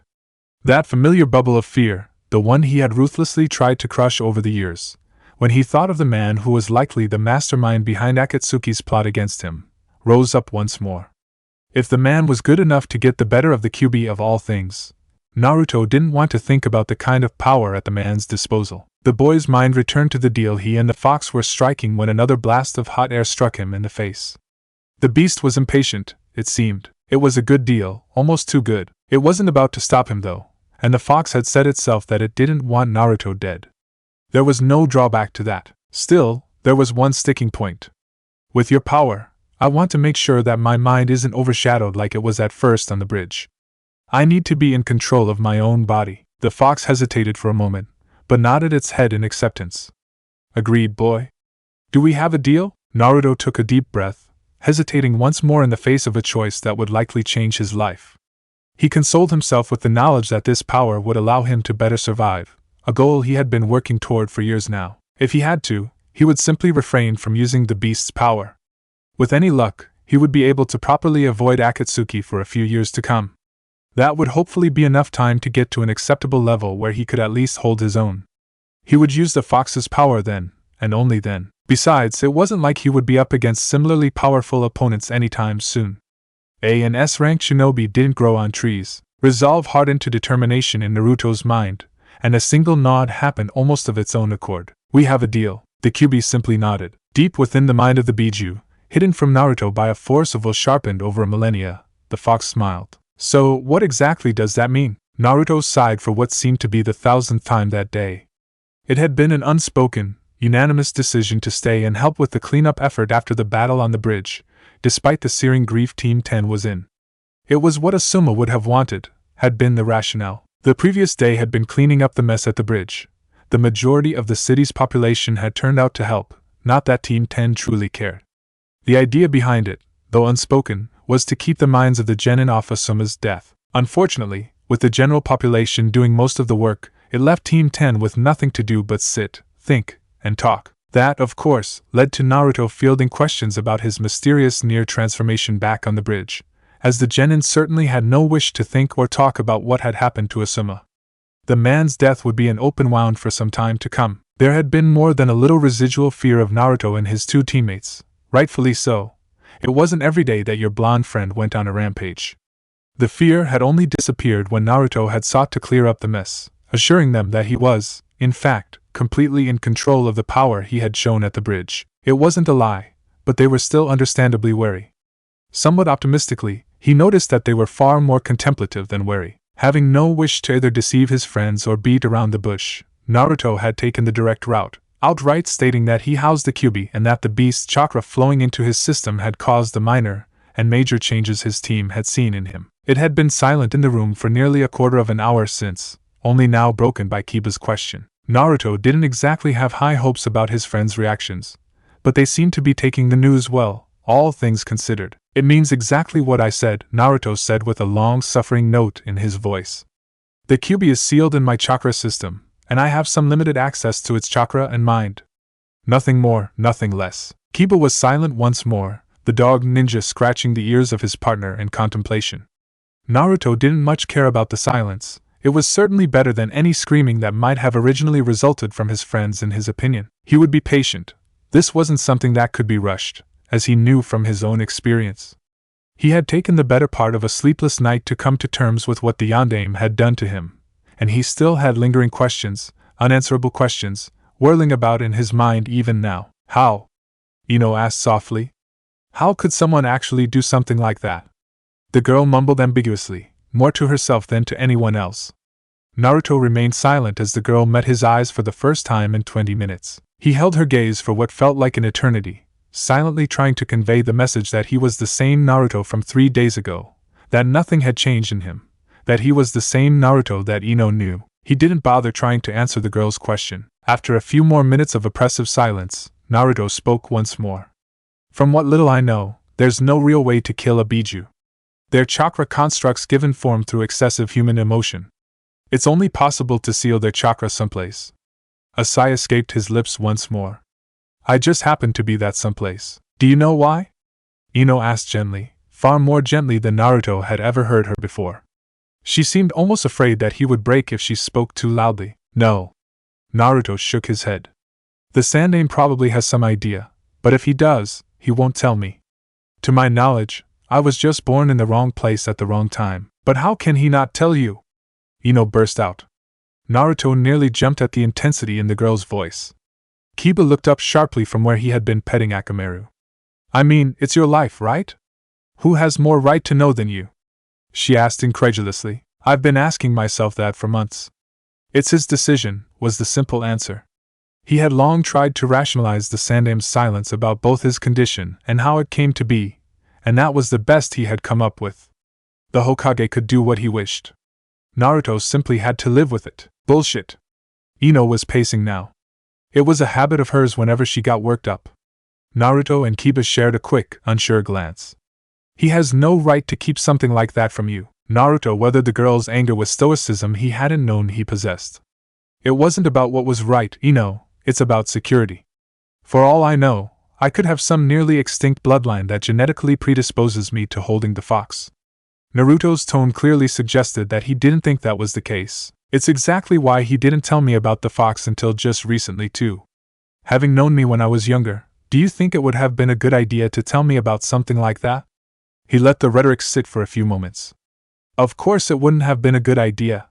The same principle applies to this, and you just roll with that? Kiba raised an eyebrow. The dog boy had been surprisingly quiet about the whole thing, preferring to let Naruto explain and Ino ask questions to this point. Naruto shrugged. There's not too much I can do about it, really. I try not to think about it for the most part, preferring to just do what I can about what I can actually control. Naruto neglected to mention that this was only a recent attitude adjustment. The info is distributed on a need-to-know basis only. It's why I didn't tell you guys straight out. So why does the whole village need to know? Ino asked harshly, though it wasn't directed at Naruto, only the situation. The girl had unknowingly echoed one of Naruto's more frustrating questions from when he had first learned of the Kyuubi. I assume that this is why you get all those stares back home? Naruto nodded as he met the Yamanaka's eyes. Some people found out early on, and Sarutobi let the rest know so as not to start a mass panic due to a rumor. He created a law that made letting anyone in the younger generation in on the secret, myself included, punishable by death. S-class, Ino and Kiba murmured at the same time. Naruto gave each of them a nod. Ino finally finished her pacing, whatever anger she had either spent or reserved for later. Kiba had shifted back to playing with Akamaru. Naruto glanced at both of his teammates in turn, inwardly shocked and nervous at the lack of reaction they were having. Aside from the conversation, both Ino and Kiba seemed to be moving on like things were the same as ever. That's it? The blonde asked with trepidation. Both his teammates looked to him in surprise. What's it? Kiba asked in confusion. This. Naruto flailed his arms about, gesticulating wildly at the room and their group. I expected a bit more of a reaction, he finished. Of all of the scenarios Naruto had envisioned, calm acceptance was at the bottom of the most likely to happen list. Kiba and Ino shared a quick glance, each a bit surprised at Naruto's outburst, but neither confused about it. They knew enough about their teammate to know that he led less than an ideal life back in Konoha, and that it was mostly due to the citizens who subtly ostracized him, even in front of their own eyes. Well, Ino started calmly. It doesn't really change anything now, does it? You're still Naruto, right? The Yamanaka shrugged. You've had this thing for longer than we've been a team, so it's not like it's some recent change. Naruto nodded hesitantly, not quite believing the words coming from his female teammate. What did you expect? Kiba asked with an all-too-familiar smirk. Give us some damn credit. We're not like them, Naruto, Ino stated. No explanation for who them was needed. Naruto sat back, his back pressing into the thin plaster walls of Tazuna's house. The boy barely kept a radiant smile from splitting his face as his teammates' acceptance washed over him. He had no idea of what to say, so he simply kept silent. You are still a dick though, Kiba warned. Naruto snorted loudly, as did Ino, though the girl couldn't stop herself from smacking the back of Kiba's head. The group degenerated into silence once more, each absorbed in their own thoughts. It wasn't a common state of inertia for Team 10. They usually bickered in order to fill the silence, rather than think about their options. Now, however, it was almost a given that they would be absorbed in their own thoughts. 3 days ago, their sensei had been cut down, and none would deny the fact that they were more than a little lost without a Suma there to guide them. We're gonna have to move, Kiba said, uncharacteristically subdued. We have to go back home sometime. Agreed, said Naruto. Our mission objective is done. Tazuna's in no more danger now that Gat is dead. Asuma needs to be brought back too, he finished, a small stutter at his sensei's name the only inflection in his voice. Ino and Kiba nodded along with him. Neither was particularly willing to stay longer than necessary, the mission's completeness tasting like ashes in their mouths given the loss they sustained. It was a Pyrrhic victory at best, and even then, the victory on the bridge hardly felt like anything resembling success. In the minds of Team 10, the mission to Wave Country had been an unmitigated disaster. Naruto's eyes flickered over to the lone storage scroll laying gently upon one of the pillows in the bedroom now shared by all 3 Team 10 members. It was impossible to believe that just 3 days ago, the team had been full, happy, if dysfunctional, and perfectly willing to believe in their own superiority. Now they were broken, the 2 parts of their sensei locked away in a storage scroll for easy transport back to Konoha. It was in that instant that Naruto made up his mind. Pack up, he ordered. We're leaving. Ino and Kiba stared at him for one long moment, before they began gathering their belongings without question. No explanation was offered, none was needed. It had taken Team 10 5 days to get from Konoha to Wave, but that was with Tazuna slowing them down.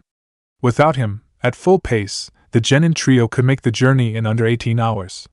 At full pace with linked Shunshins interspersed in the running, that time could be cut down to 12. It was not yet 11 o'clock in the morning. Naruto planned to be back in Konoha by midnight. He was getting the fuck out of this kami-forsaken country. The team was packed and ready to go within 20 minutes of Naruto's unheralded order. The last bit to be packed was the storage scroll holding Asuma. The blonde boy gently placed it in his backpack, right on top, fighting the urge to both cry and laugh at the fact that he was, quite literally, be carrying his sensei home. What the fuck is wrong with me? He thought as he stifled a small chuckle. Ino's light touch on his shoulder shook him from his thoughts, and he followed his 2 teammates out of the bedroom and down the stairs. Tazuna's family was sitting quietly in their kitchen, all 3 members wearing black out of respect for the man who had taken their plight upon his shoulders with no prompting, and had paid the price with his life. Tsunami rose as the 3 genin entered, but said nothing as they passed through without a word. Even the normally expressive Inari, who had become far more positive in the wake of Gata's death, had nothing to say. The genin trio was halfway to the tree line surrounding the humble abode when Tazuna's voice rang out from behind them. Thank you, was shouted across the clearing, causing the 3 genin to turn as one to face the bridge builder. Regret was written over the man's face like it had never been before, true sorrow for what the ninja, children even, had been put through as a result of his actions. He made to say more, but choked on his words. Thank you so much, was all he managed, voice cracking as he turned his gaze to the ground, unable or unwilling to meet the eyes of Team 10. The trio said nothing as they turned as one to the tree line, disappearing from the bridge builder's view as Shunshin carried them away from wave country in a burst of speed and chakra. Chapter 8. Better to honor. Eyes the color of slate peered over steeped fingers, silently regarding the 3 children in front of him. No, he corrected himself internally, though his thoughts were clouded. They're far from children now. Even now, the 3 sets of eyes staring at the ground in front of them were shadowed. Haunted even. It was never a look that should belong on those their age. He knew without looking in a mirror that his eyes held the same quality. It wasn't every day you learned you had lost a son. Unbidden, a lone tear left Sarutobi's right eye. It was quickly removed faster than the eye could blink. He couldn't allow himself to show emotion, not here, not now. He was Hokage. He had troops to lead. The oppressive silence that hung in the Hokage's office after Naruto had related Team 10's tale could have been cut with a kunai. A single sigh escaped the Sandaime, the quiet exclamation being almost deafening in the circular office. Is that all? He questioned quietly, voice held steady by an unfathomable force of will. Nods from 2/3 of the team greeted him, while Naruto spoke, "Yes, Hokage-sama." His voice was nearly monotonous, lacking inflection and devoid of emotion. Not for the first time that day did Sarutobi wish to have the smiling, never-ending ball of energy that had once been Uzumaki Naruto back. Despite coping with his own grief over the news of his son's demise, the old man couldn't help but be saddened by the loss of innocence that these shinobi, children, really, had suffered. Naruto especially. Both of his teammates had families to go home to, people to help them cope with the loss of a sensei. Naruto had no one. At one time, he might have had the Sandaime to go to with his problems, but he had voluntarily distanced himself from the Hokage years before. That, however, was likely for the best. Naruto would need to be able to handle his own problems down the road, and he wouldn't always have the aged Hokage's protection. Even if he did, Sarutobi likely wouldn't have been much of a help to the boy, given that he himself was having to cope with the loss of his second son in silence. Not for the first time, Sarutobi reflected on his position. The Hokage's hat truly is a curse, he lamented. In a world where coincidences were heralded as myth, the sad state of affairs that was the Hokage's position could only be considered one. Over time, all the families and clans who had held the seat of Hokage had been whittled down to one. Sarutobi's wayward student was the last of the once great Senju clan, its patriarchs the very founding fathers of the village he now watched over. The last in the Namikaze line, once proud, though small and unheralded until the Yondaime made his mark on the world, sat in front of him, his voice betraying nothing. Sarutobi himself had outlived his wife, his first son, and now his second. He would be damned before he outlived his grandson. A single, solemn nod served as Team 10's dismissal, and the 3 made for the wooden double doors that led to the rest of the administrative building. "Naruto," the Sandaime called. His voice served to halt the whole team in their tracks. The boy in question turned to regard him, face still expressionless. "I would like a word." The blonde nodded before turning to his teammates, both of whom looked at him expectantly. "Go on. I'll catch up with you later." The other 2 genin departed without a word, taking his direction without question. "Hokage-sama?" the boy asked, clearly puzzled though he didn't show it. "Sit down, Naruto-kun." The boy did as ordered. A weary sigh escaped the aged leader once more, and Naruto couldn't help but notice how frail the old man looked. For all of his life, the Sandaime had been a larger-than-life figure, thanks in no small part to the role the man had played in his own upbringing. Now, though, he looked like just another elderly man, weathered and made weary by the passage of time around him. Without warning, a cat-masked Anbu appeared from nowhere, materializing in between the Hokage and Naruto without a word. A single scroll was placed on Sarutobi's desk, and the man disappeared just as suddenly as he had come, a slight nod being all the prompting he had needed. Naruto blinked as the man disappeared. Crisp, clean, and professional.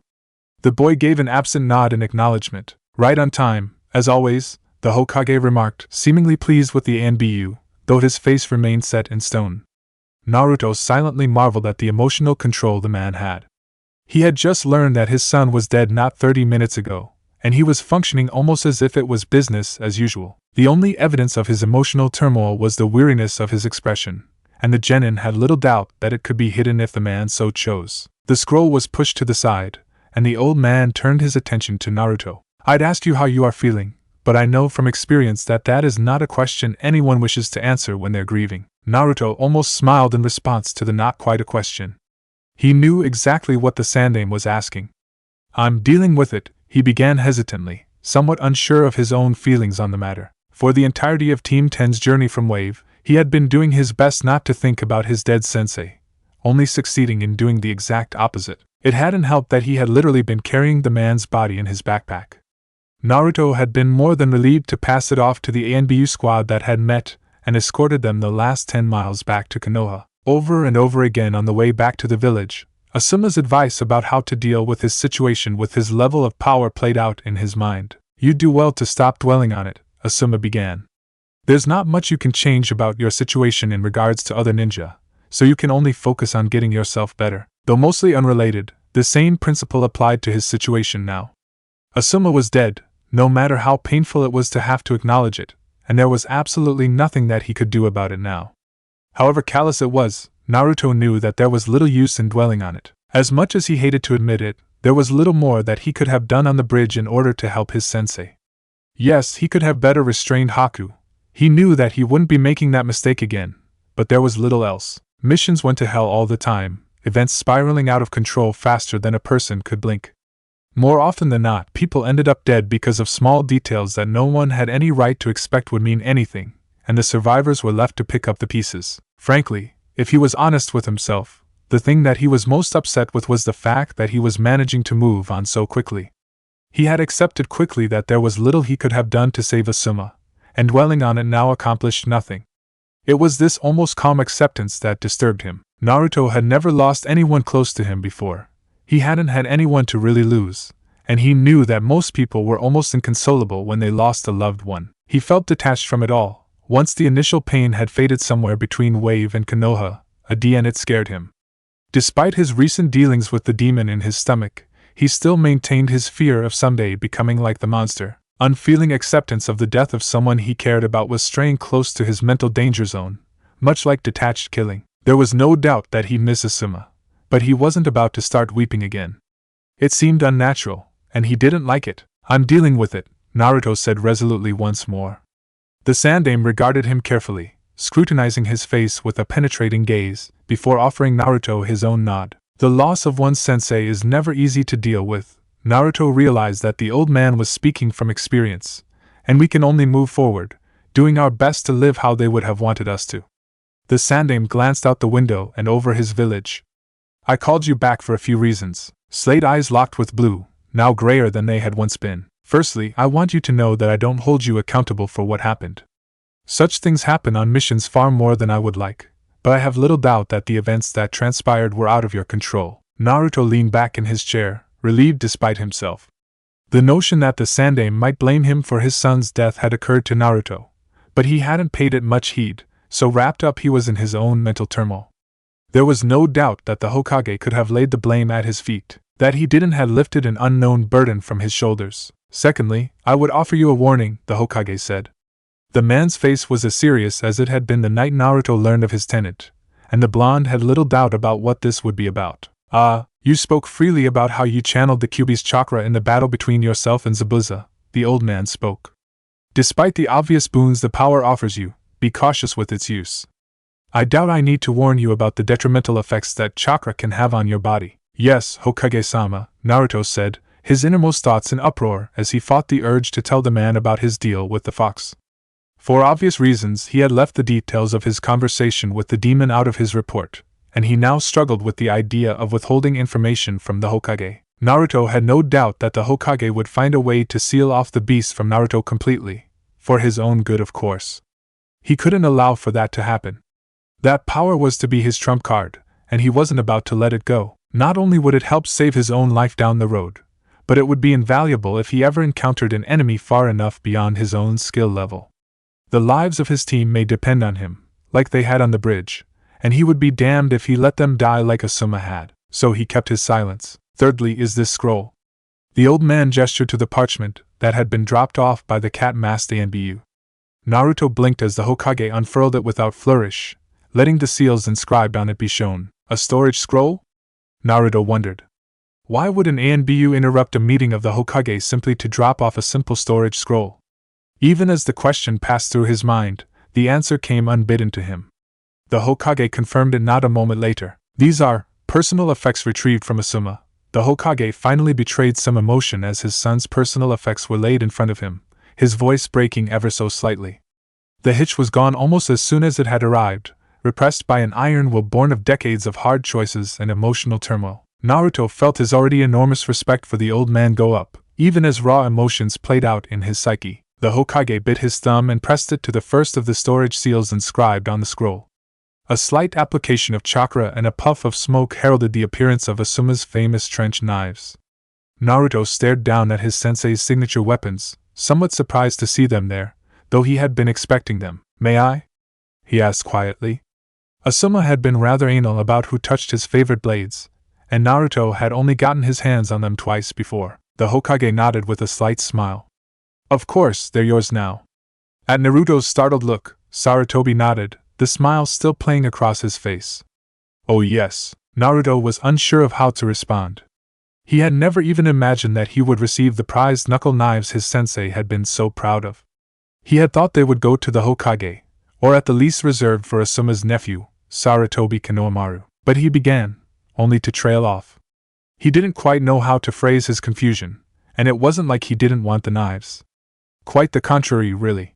He just wasn't used to receiving gifts of any sort. The Hokage shrugged with a sigh.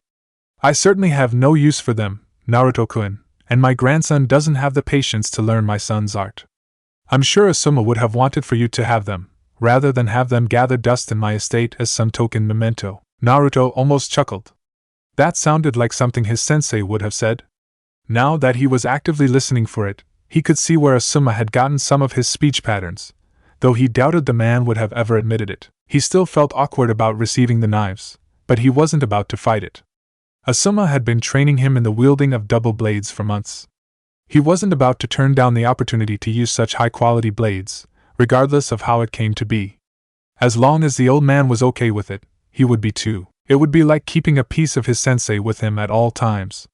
The thought almost brought a chuckle to his lips. God, I'm such a fucking sap. Naruto reached forward confidently, grasping the twin blades in both hands, fingers coiling around the weathered leather that cushioned the handles. Unbidden, he felt his chakra begin to seep into the blades. A quick moment of concentration later, his chakra was changed to wind, and identical 3-foot, nigh invisible blades had sprung from the knives. "Impressive," Sarutobi praised. And it was, such high-level elemental manipulation was almost unheard of in genin.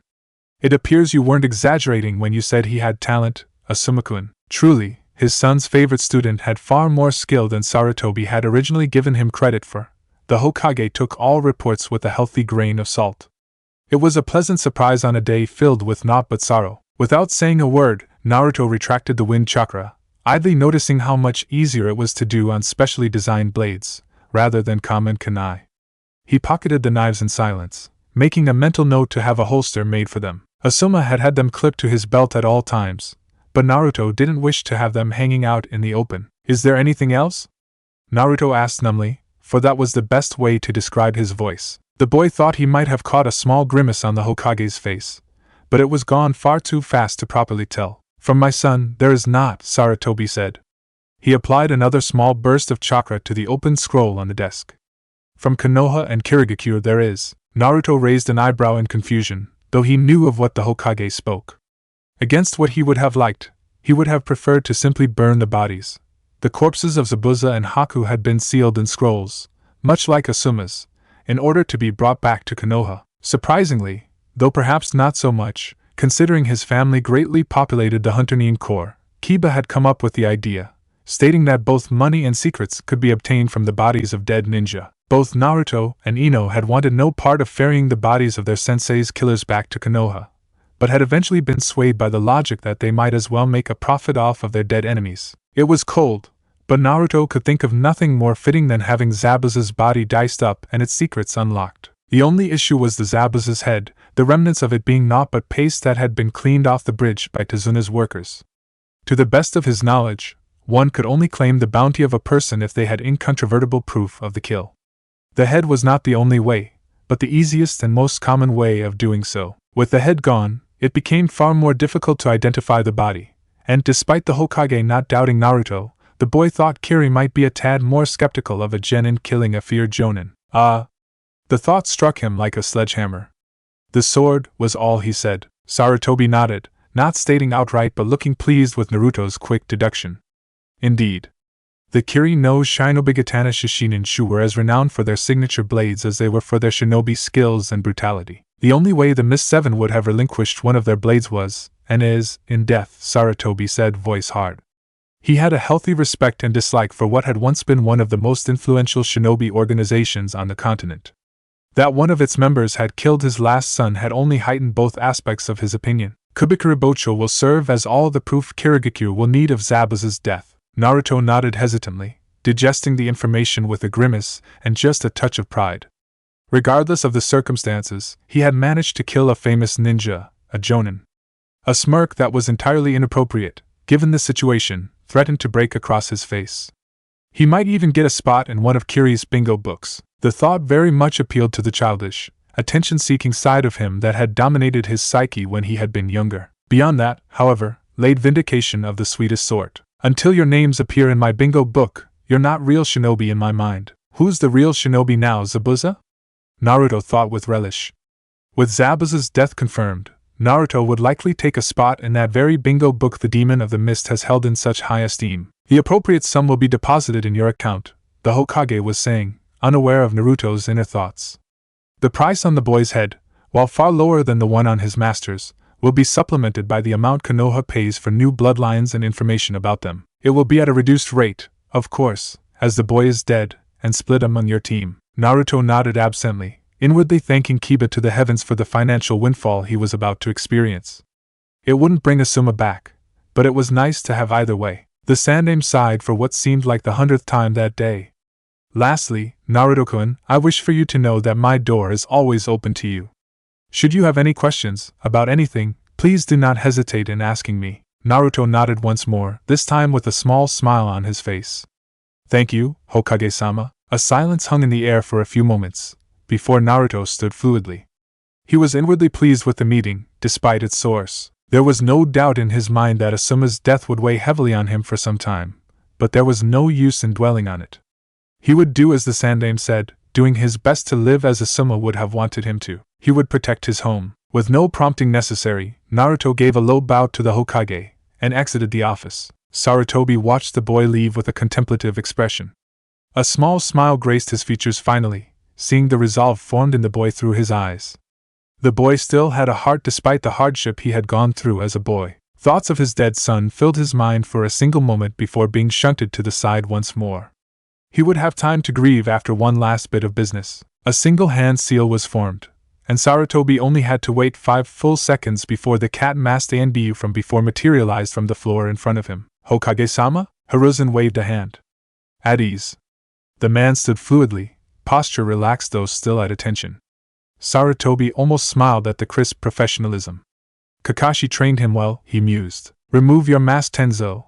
I have a new assignment for you. Naruto had learned from a young age that the cosmos, the heavens to some, the gods to others, cared little for the day-to-day affairs of men. Whoever had created the universe had certainly left it to its own devices, and didn't bother with any one man, no matter how many religious sects argued otherwise. It was for this reason that Naruto didn't bat an eye at the bright sun beating down on the back of his head and neck, while many black-clad figures at the funeral seemed to regard the weather with resentment. His own teammates could be included in that, as more than once he had caught both Kiba and Ino sneaking a glare upwards, almost as if they thought the weather was mocking them and their loss. Naruto knew better. Whatever higher power that existed didn't care when one man died. It certainly hadn't cared for a lonely orphan growing up oppressed by a disgruntled populace. A glance to his left heralded a stone-faced Kiba, the dog ninja in a desperate struggle with himself to hold in whatever tears he had. A glance to his right showed Ino, who had lost that same struggle, tear tracks lining her face as the Sandaime made the eulogy. For some, it was a cherished friend taken from our midst. For others, it was a comrade in arms. I myself lost a son, my grandson, an uncle, while 3 of our brightest young flames lost their sensei. Naruto steeled himself, forcing his body not to shift an iota as he felt the gaze of at least 100 people bore into his back. Such were the perils of being at the front of the procession.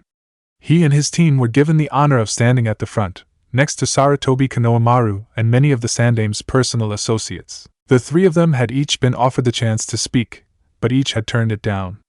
Kiba and Ino had been worried about speaking in front of a huge crowd, both not confident in doing their sensei justice. Naruto's reservations had been similar, though he was more preoccupied with thoughts of how a crowd of 200 people, many of them civilians, would react to his presence up on the podium. He knew that no one would try anything, but he didn't particularly feel like fielding the no doubt massive amount of glares that would come with his speech. He had enough to deal with on a regular basis anyway. That was one result of the botched mission to Wave Country that Naruto just couldn't get over. While there was scarcely a good anything that came from that mission, the villagers' attitude toward him had only gotten even more ridiculous. He hadn't been liked before, but the vast majority had ignored him in favor of doing far more useful and productive things, like living their lives. Now, though, it seemed like things were back to how they were in his pranking days.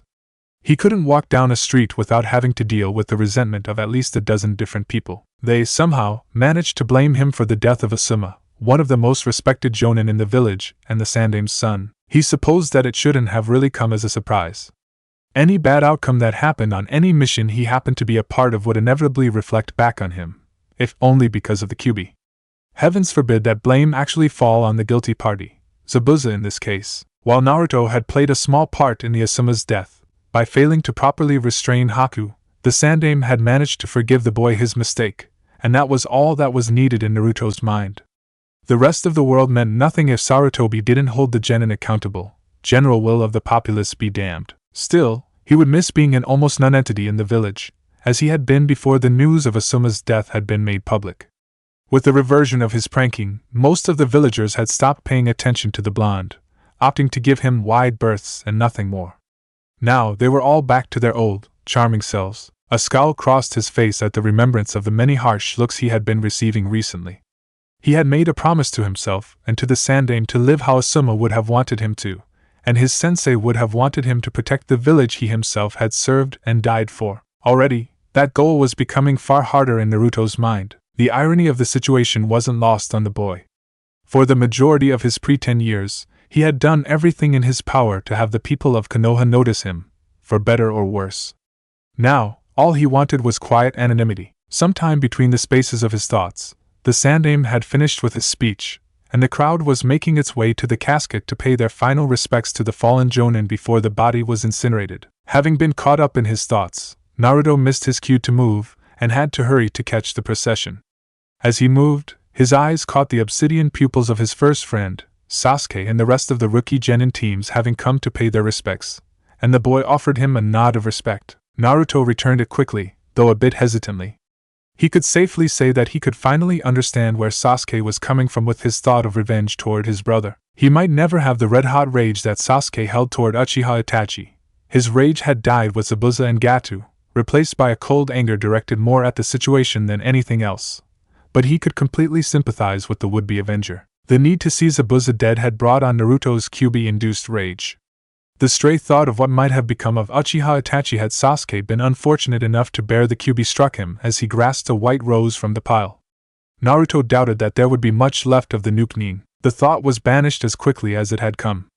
Pull yourself together, Naruto, you're at a goddamn funeral, he thought viciously. And yet, despite being at the funeral of the man who had been his sensei, friend, mentor, and the closest thing to a father figure he would probably ever have, Naruto couldn't bring himself to share the same melancholy as the rest of the procession. There was no doubt that he would miss his sensei, but he had come to terms with the fact that Asuma had died on his own terms, despite its abruptness.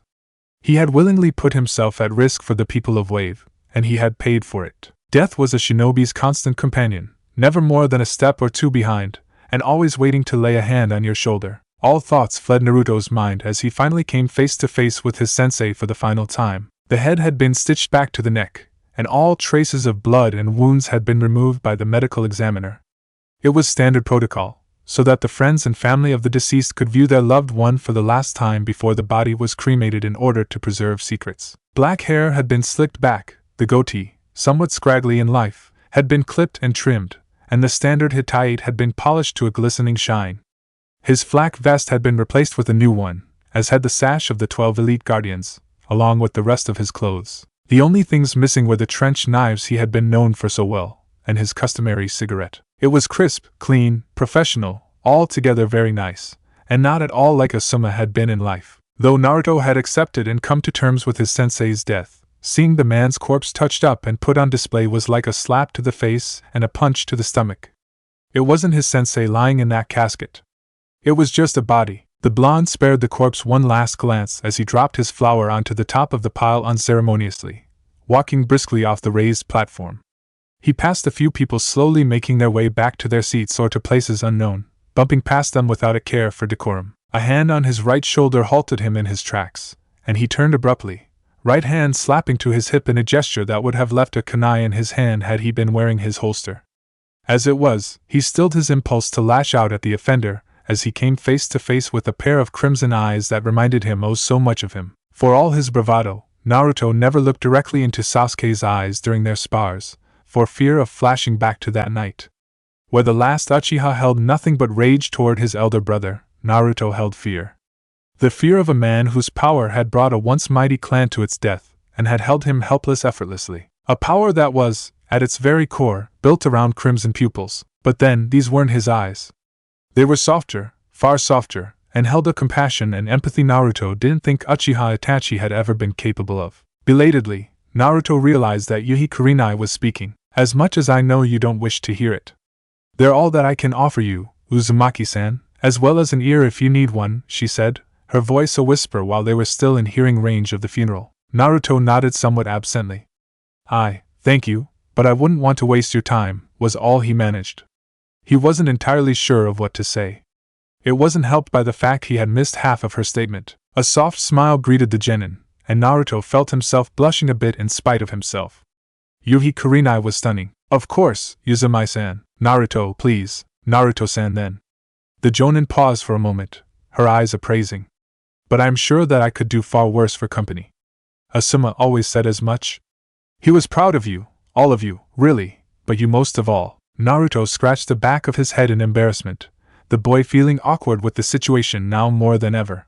He wasn't used to overt praise, especially from a jonin. Becoming a decent person isn't easy with your background, he said, but you managed it. The woman locked eyes with him knowingly.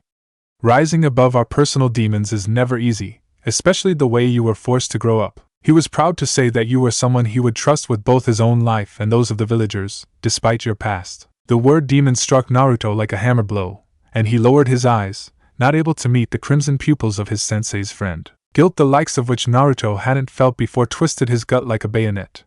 Not 15 minutes ago he had been disparaging the lives of the very people Asuma had sworn to protect, and the people whose lives were now entrusted to Naruto in his stead. He forced it down, however, and spoke once more. Why are you telling me this?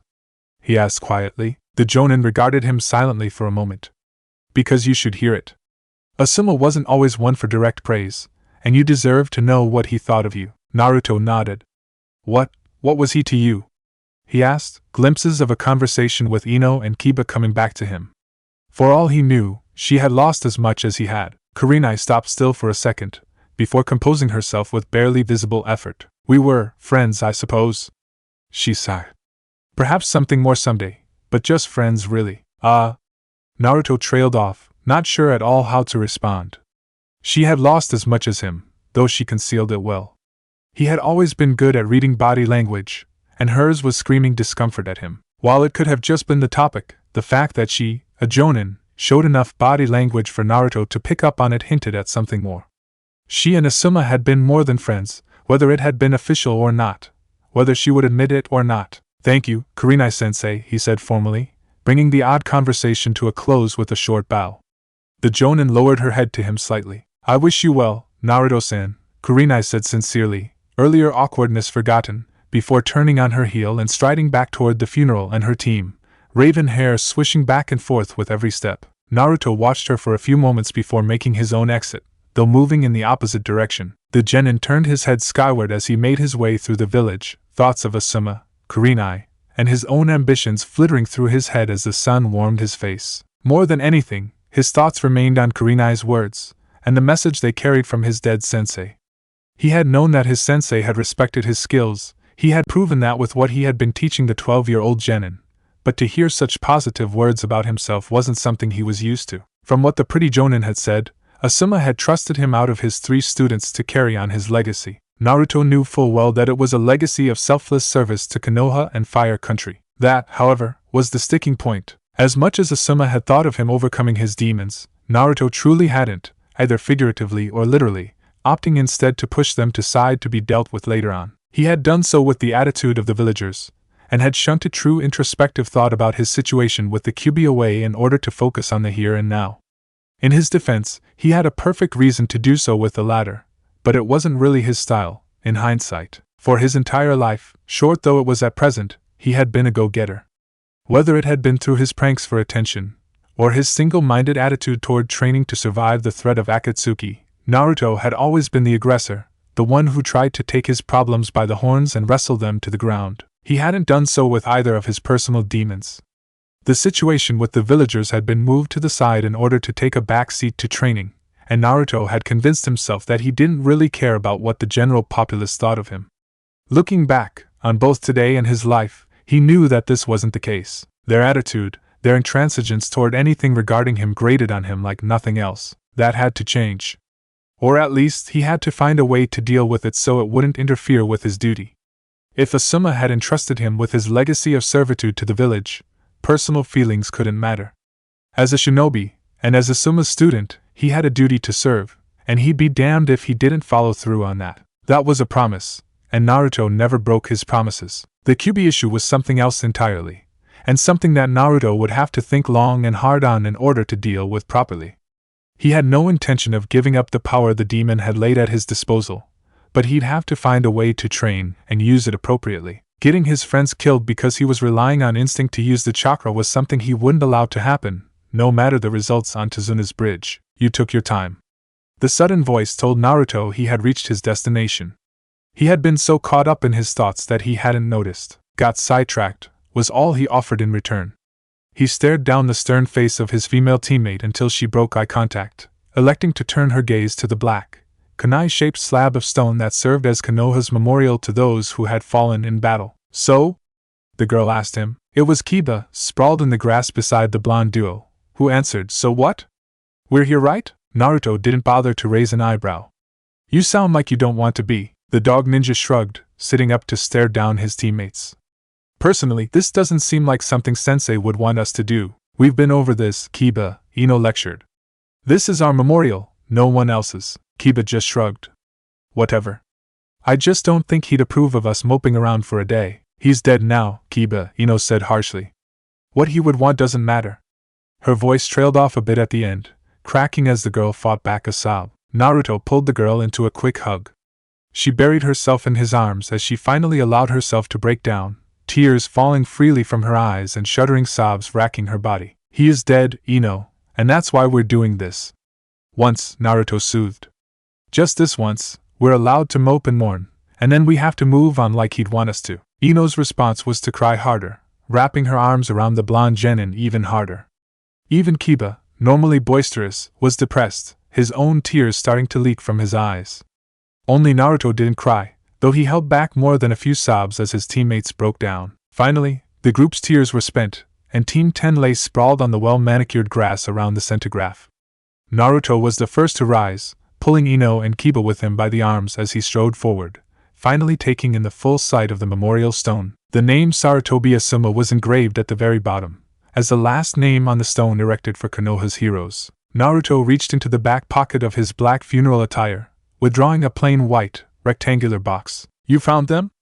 Ino asked. Naruto nodded as he opened the box and passed a plain white cigarette to both Ino and Kiba. Yeah. They're expensive as hell. The genin withdrew a square metal lighter from the same pocket, clicking it open with a slide of his fingers.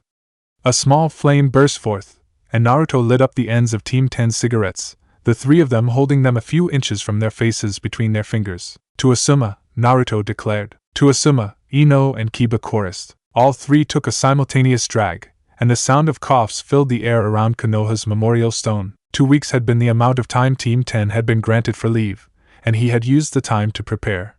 First impressions were ridiculously important in the world of shinobi, even more so for sensei and their prospective students.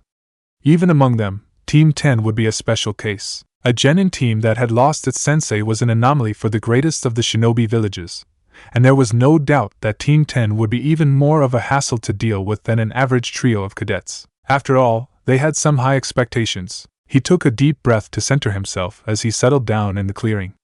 The 2 weeks he had had to prepare were strange to him.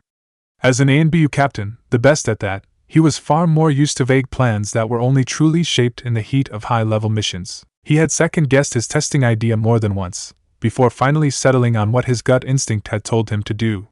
It had carried him through years of service to the Hokage. It wouldn't fail him in front of 3 rookie genin. Even so, he still made time to drop by his old captain's place for some friendly advice. He had been as surprised as anyone when he heard that the illustrious Hatake Kakashi had finally decided to take on a genin team, but his captain had been even more surprised when the man learned that he was going to take on students, Sarutobi Asuma's students at that. He had just laughed off his former captain's surprise. He had been far more shocked when the Hokage had given the order. Tenzo would admit to being a bit miffed at being reduced to an instructor for some fresh out of the academy brats.